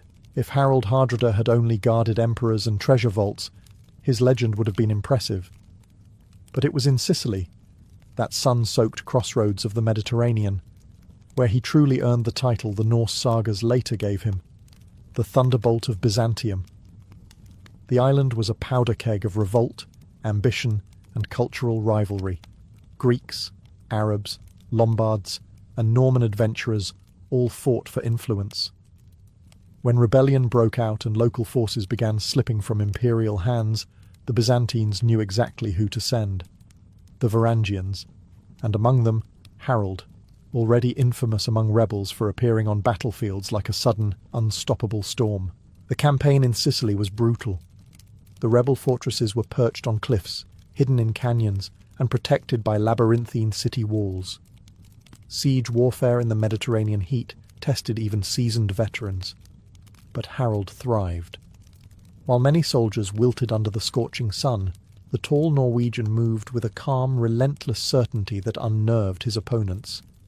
He had the rare combination of endurance, discipline, and sheer stubborn willpower, a blend that made him almost alien to the rebels who faced him. One saga claims he devised a daring plan to burn ships in a fortified harbour, breaking the rebels' supply lines. Another says he scaled a cliffside under cover of night to open the gates of a besieged town. Byzantine sources, though less dramatic, agree that he was instrumental in capturing several key strongholds. Whether or not every story is literal truth, the pattern is consistent. Whenever a fortress fell, Harold's name was involved. He impressed not only the commanders but the rank-and-file soldiers who marched beside him. While Harold was ambitious, he was no aloof aristocrat. He fought in the shield wall, carried his own gear, and shared the hardships of the campaign. To the Byzantines, this humility, combined with terrifying combat ability, made him a warrior worthy of respect. To fellow Varangians, it made him a leader. Victories in Sicily strengthened the empire's grip on the island and flooded its coffers with spoils. And Harold, always strategic, took his share. These campaigns were not simply military achievements. They were investments in the future he was quietly planning. By the end of the Sicilian War, Harold was no longer just a promising young guardsman. He was a battlefield commander in all but name, a man whose presence turned the tide of war. The rebels had a nickname for him, the North Wind, because he swept down from nowhere and left destruction in his wake. But for Byzantium, he was something even more valuable, a thunderbolt they could unleash whenever the world caught fire. After Sicily, Harold had earned a reputation as the Varangian who did not break, did not bend, and, judging by how rebellions dissolved around him, apparently did not tire. So when the Byzantine Empire turned its attention eastward to the ever-turbulent Holy Lands and the wealthy Syrian cities threatened by upheaval, it was only natural that Harold was sent with the elite contingents. These campaigns were less talked about in Byzantine chronicles, but celebrated vividly in Norse sagas, which claim Harold travelled as far as Jerusalem and fought under the burning sun of the Levant. Whether every detail is literal or beautifully exaggerated, one thing is certain. Harold served in the East, and he distinguished himself once again.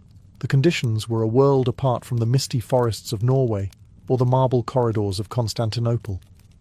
Heat shimmered across desert plains, sandstorms swept over camps, and enemy forces, Arab warriors hardened by generations of conflict, fought with tactics unfamiliar to northern soldiers. But Harold adapted quickly. He learned how to march longer with less water, how to fight in looser formations suited to the open desert, and how to keep discipline in clashes where the terrain was often more dangerous than the enemy. The sagas paint him as a pilgrim warrior, stating that he visited Jerusalem and helped secure routes for Christian pilgrims. Some accounts claim he fought bandits near the Jordan River, or guarded caravans carrying imperial treasures to holy shrines. Byzantine historians note that Varangians participated in suppressing revolts in Antioch and helping reassert control over critical eastern provinces, campaigns Harold almost certainly took part in.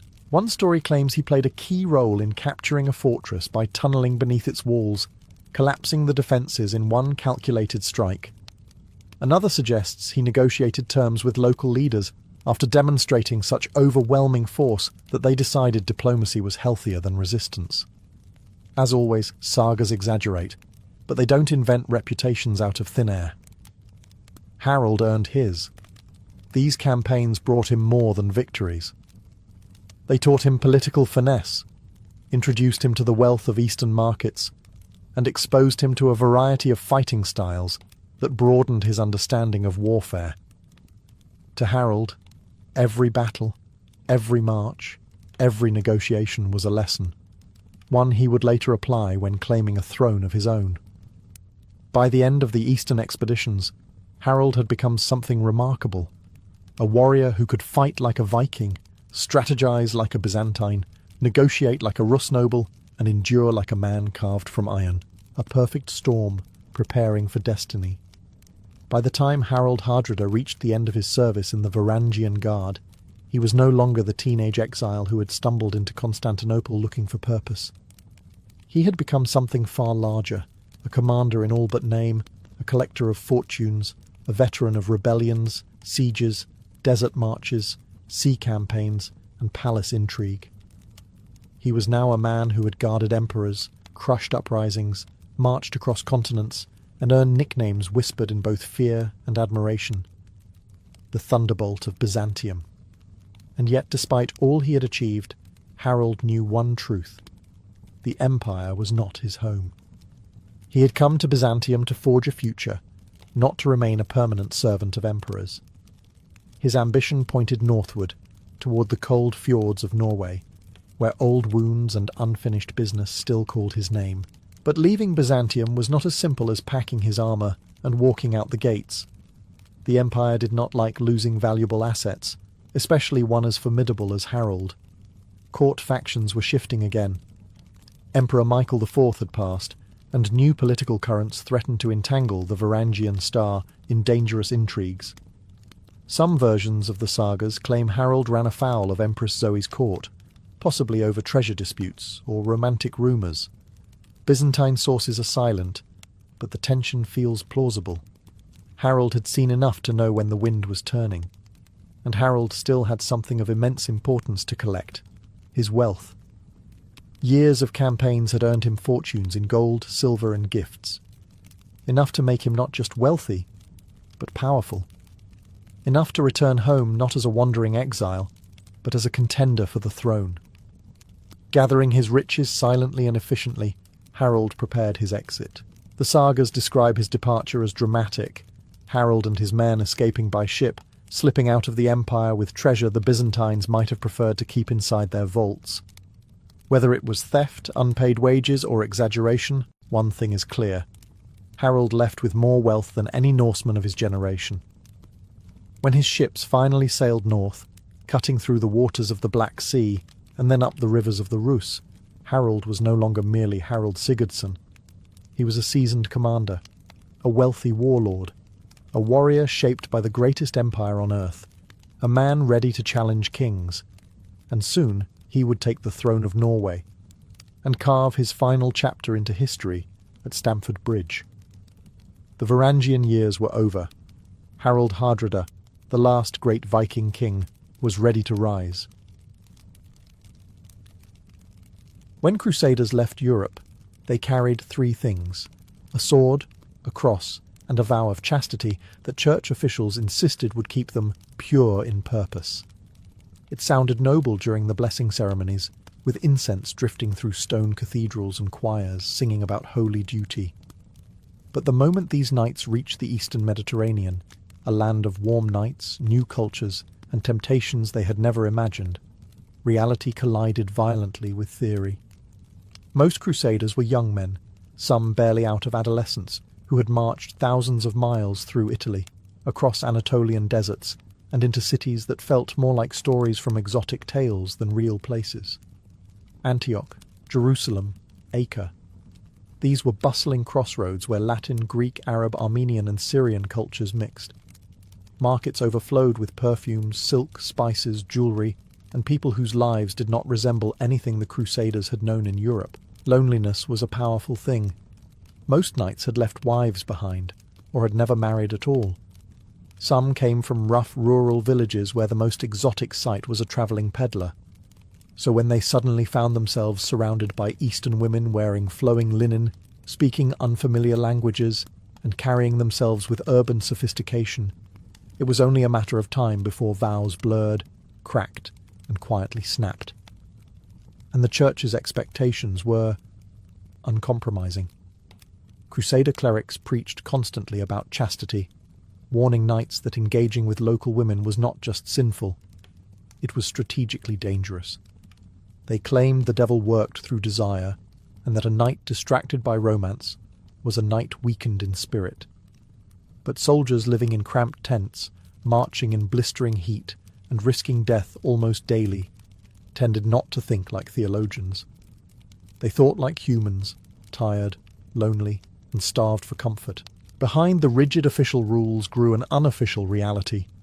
Crusaders began forming private arrangements with local women, sometimes tender, sometimes purely practical. Some knights kept concubines who cooked, cleaned, and offered companionship. Others entered secret marriages without the Church's blessing, and some relationships bloomed from genuine affection, crossing cultural divides in ways that scandalized Latin clerics but fascinated later chroniclers. What emerged was a double life, the public facade of holy warriors sworn to purity, and the hidden world of intimacy and scandal simmering in back rooms, gardens, and the quiet corners of Levantine cities. The crusade may have been about reclaiming holy territory, but for many knights it also became an unexpected journey into the complexities of desire, a battlefield of hearts, no less dangerous than any siege. When crusaders arrived in the Levant, they discovered a world where cultures overlapped like woven carpets. Armenian merchants, Greek artisans, Arab poets, Syrian nobles, Jewish scholars, and countless others who had lived side by side for centuries. Into this intricate tapestry marched the Western knights, armoured, sunburned, linguistically clueless, and absolutely unprepared for what awaited them, especially the women. To the Crusaders, Eastern women were unlike anything in Europe. They carried themselves with a quiet confidence shaped by ancient cities and complex civilizations. They wore light linen garments suited to the heat, adorned with jewellery far more delicate than anything found in France or England. Their manners were refined, their speech flowed with poetic cadence. Even the languages, Arabic, Armenian, Greek, Syriac, sounded to Crusader ears like music wrapped in mystery. And while medieval Europe insisted women remain veiled in modest submission, the Levant offered something different. Women in cities like Antioch and Jerusalem were legally empowered, economically active, and socially visible.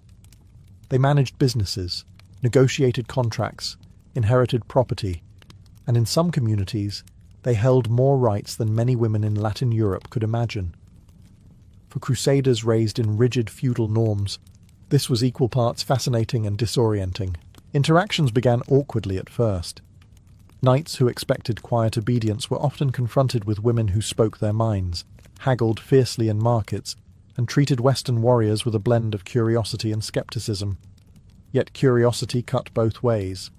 Eastern women, accustomed to merchants, scholars, and local soldiers, suddenly found their streets filled with towering, blonde-haired warriors from lands they had only heard about in rumours. The Crusaders' appearance, heavy armour, long swords, languages that sounded like growled thunderstorms, made them seem exotic, dangerous, and occasionally amusing.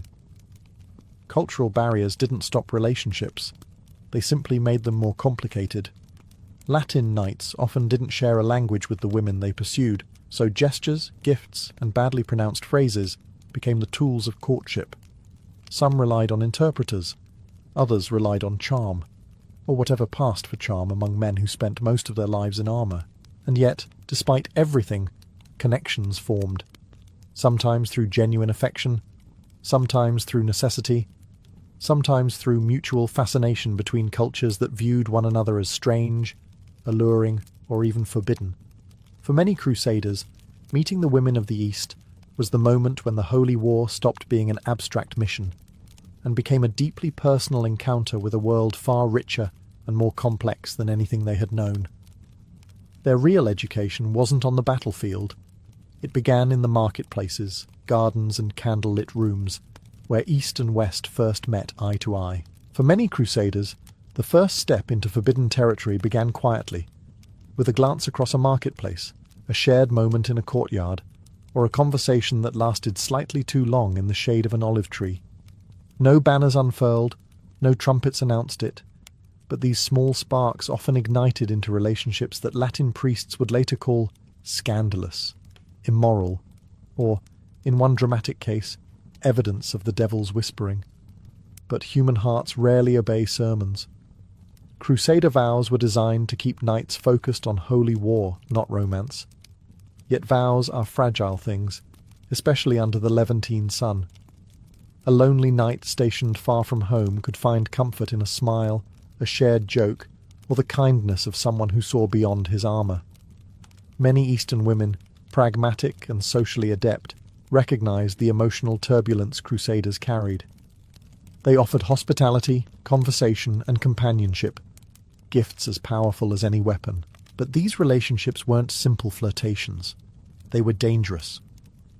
A crusader caught with a local lover could face fines, penance, or open humiliation from the clergy. Priests preached that such liaisons threatened the purity of the crusade, insisting that desire weakened God's soldiers. Some knights were paraded before troops as examples, their armour removed, their shame displayed. Yet even public punishment didn't stop others from following the same path. And despite the church's fury, many crusader commanders quietly looked the other way. They knew that men who faced starvation, disease, and siege warfare needed morale, and nothing eased the soul more effectively than a human connection. Some lords even encouraged relationships if it kept their troops stable and cooperative, but the real conflict arose in the hearts of the knights themselves. Many felt genuine love for the women they met. Others felt torn between duty and desire, unsure which path honoured God more, the strict vow or the kindness of the woman who shared food, shelter, and comfort when war became unbearable. In whispered corners of barracks, knights confessed their fears to one another.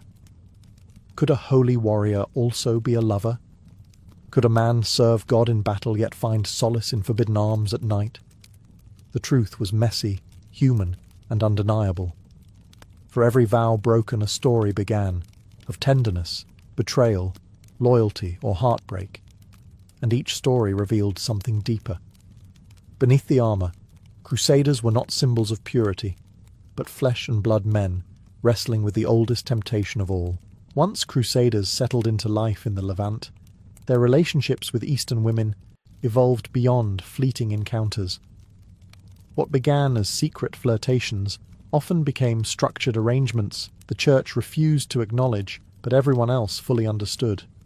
Local communities, especially in cosmopolitan cities like Antioch and Jerusalem, adapted quickly to the new Latin presence, and so emerged a system of concubinage and temporary marriages that blurred the lines between affection, convenience, and cultural negotiation. For crusaders, concubinage offered stability.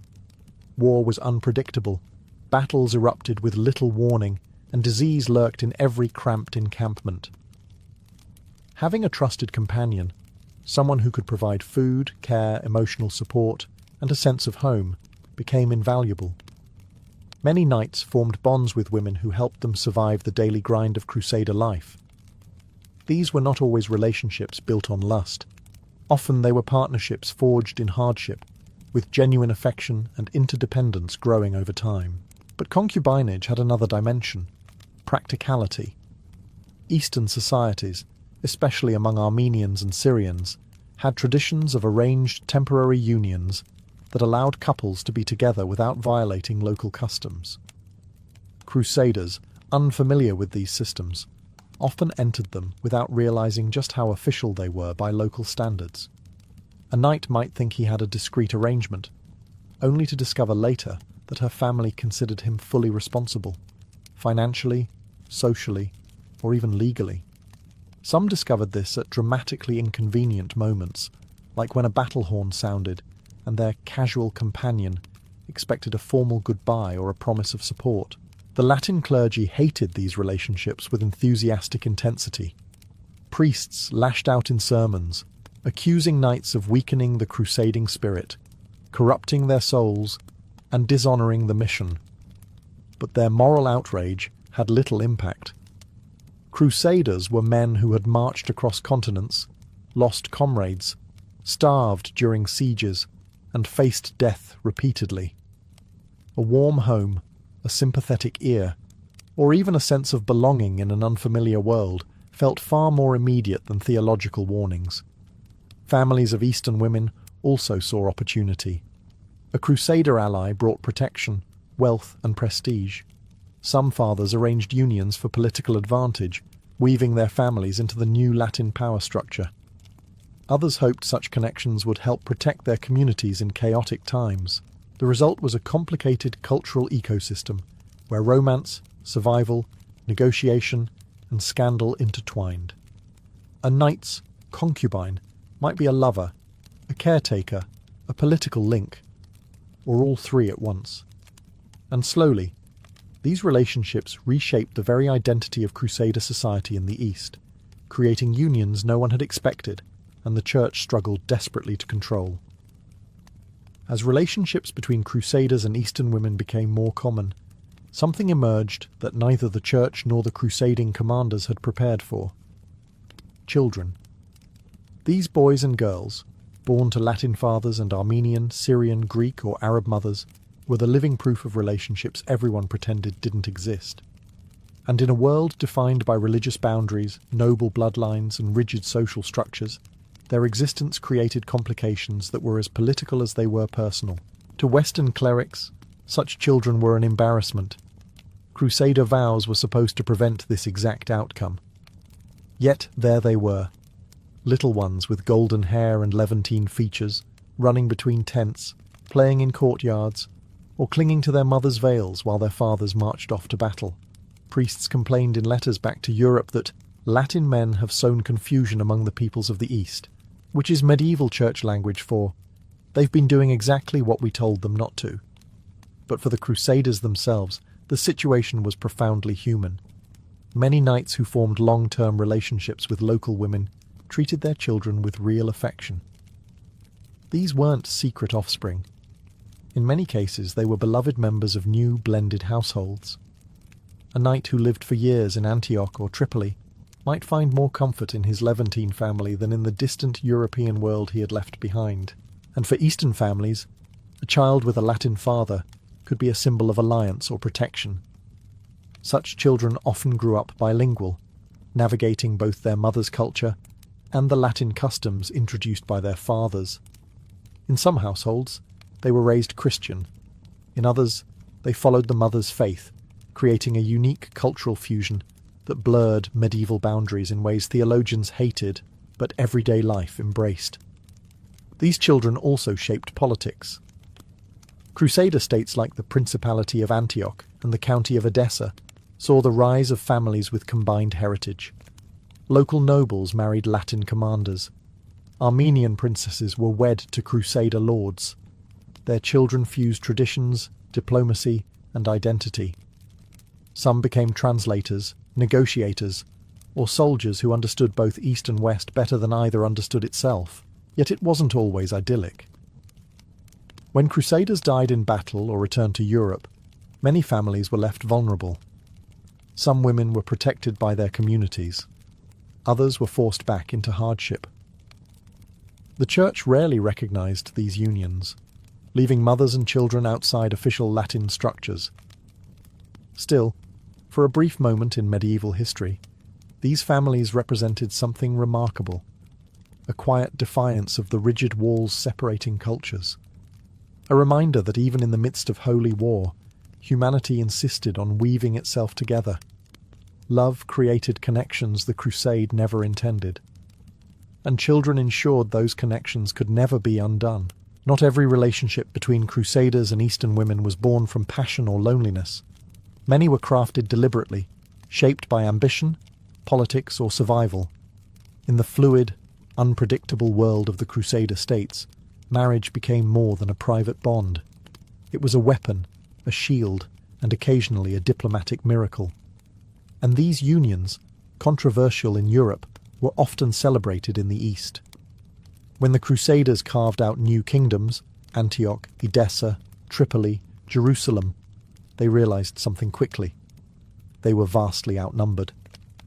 Latin Christians were a tiny minority ruling over Armenians, Syrians, Greeks, Arabs, Maronites, Jacobites, and countless others. To survive, they needed alliances, and alliances required marriage. Suddenly, the knight who once swore chastity in a monastery found himself negotiating with noble families who saw him as a valuable political piece. Armenian nobles were particularly eager to build ties. Their daughters married crusader lords, creating powerful hybrid families who blended Western feudalism with Eastern courtly tradition. These women brought dowries, local influence, and crucial knowledge of languages, customs, and regional politics. A Latin lord might arrive in Antioch as a foreigner, but after marrying an Armenian or Syrian noblewoman, he became anchored, socially, economically, and militarily. And for the women, these marriages could offer protection. Crusader armies were unpredictable forces. Aligning with a Latin lord brought security in turbulent times. Some Eastern families saw these unions as the golden bridge between old power and new authority. Others hoped their daughters could moderate Latin behavior, a task at which some succeeded and many failed spectacularly, but scandal always lurked. The Latin Church frowned on marriages without proper approval, especially when the woman belonged to a different Christian tradition, or worse, another faith entirely. Priests complained bitterly that Eastern brides bewitched crusaders away from Latin customs, which is medieval clerical language for "she has influence, we do not." Yet despite protests, many crusader nobles openly adored their Eastern wives, praising their intelligence, loyalty, and political skill. Cultural fusion followed. Castles filled with a mixture of European and Levantine furniture. Meals blended Western bread with Eastern spices. Children were raised speaking multiple languages, trained to inherit thrones across hybrid kingdoms. The Crusader states began to look less like transplanted Europe and more like a new world shaped by interwoven identities. These marriages blurred the boundary between conqueror and local elite. They transformed knights into regional lords, foreign invaders into family men, and holy war into a series of unintended social revolutions. And in every union, scandal and opportunity walked hand in hand. If battlefield romances and practical unions caused quiet gossip among soldiers, then scandals among the Crusader nobility caused full-blown political earthquakes. In the courts of Antioch, Jerusalem, and Tripoli, love affairs didn't just spark whispers. They toppled alliances, ignited feuds, and occasionally dragged entire armies into conflict. Crusader courts were pressure cookers of ambition, fear, desire, and deeply fragile egos. Add the complexity of Eastern customs and Latin moral expectations, and suddenly a single romance could threaten an entire state. Take Antioch, a principality famous for its political chaos. There, Latin lords governed alongside Armenian, Greek, and Syrian nobles, all maneuvering for relevance.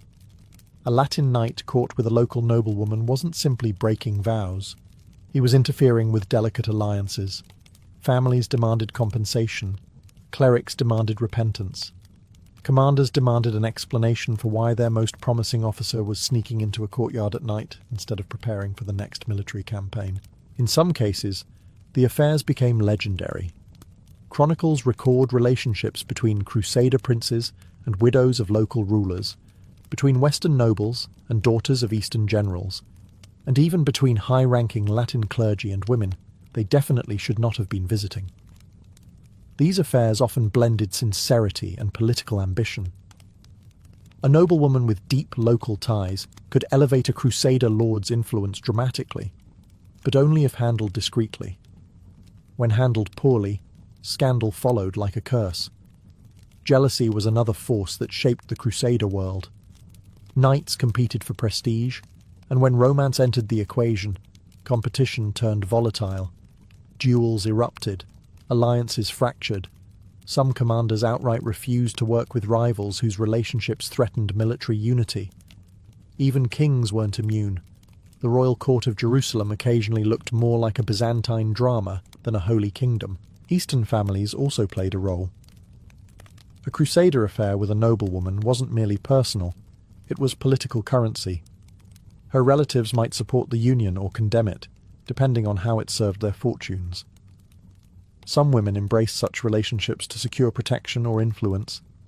Others found themselves trapped between Latin ambition and local honor codes, forced to navigate expectations no one had warned them about.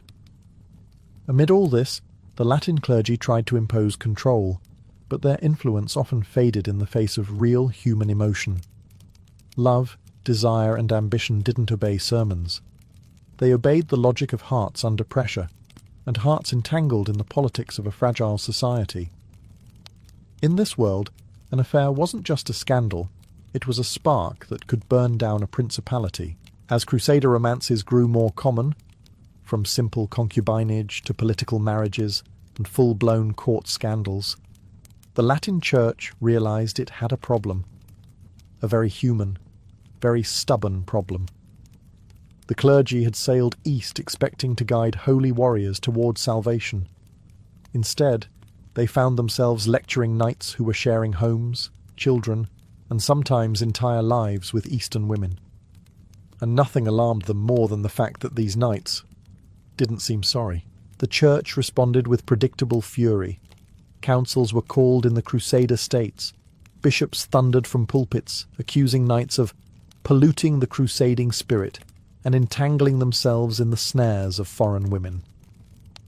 Priests issued new rules forbidding unofficial unions, condemning marriages performed outside Latin rites, and demanding that crusaders abandon concubines immediately.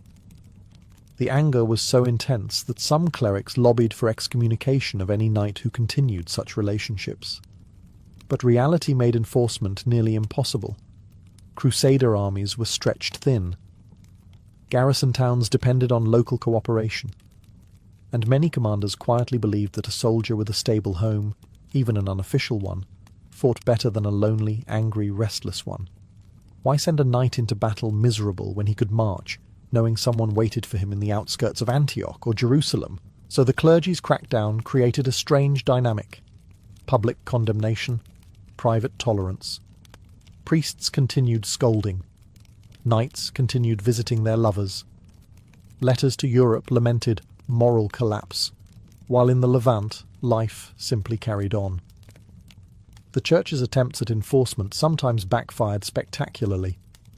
One bishop in the early 1100s ordered knights to dismiss their Eastern partners immediately. Instead, dozens of soldiers protested, threatening to abandon their garrisons entirely. Others flatly refused, insisting they would not cast out the women who kept them alive during sieges and sickness. The bishop, realizing he had nearly caused a mutiny, retreated faster than a man chased by cavalry. Eastern Christian communities also resisted clerical pressure. Armenian and Syriac churches recognized many of these unions informally, arguing that if the couple lived as husband and wife, then God surely saw the truth even if Latin priests chose not to. Over time, the clergy settled into a kind of uneasy resignation. They issued condemnations, but the relationships endured.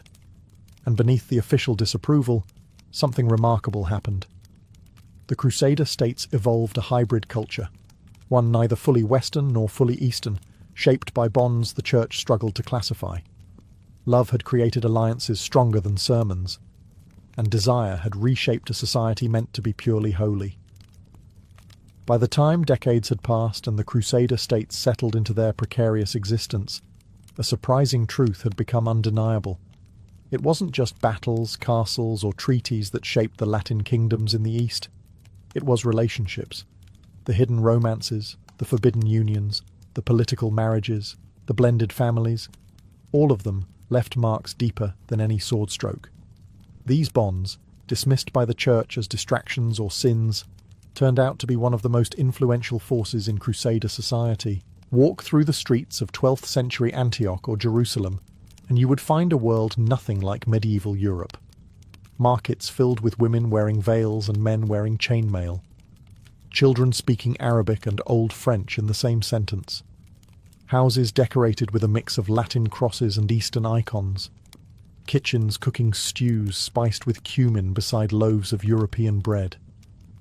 Even the architecture blended.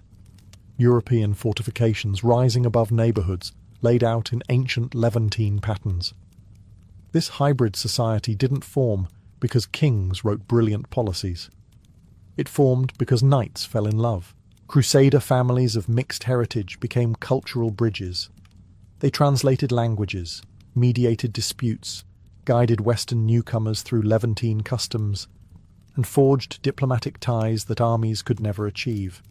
A Latin noble with a Syrian or Armenian wife suddenly had access to networks of local nobles, merchants, clergy, and soldiers who would otherwise have remained distant. And the children, they became the beating heart of a new identity. These boys and girls grew up navigating multiple worlds.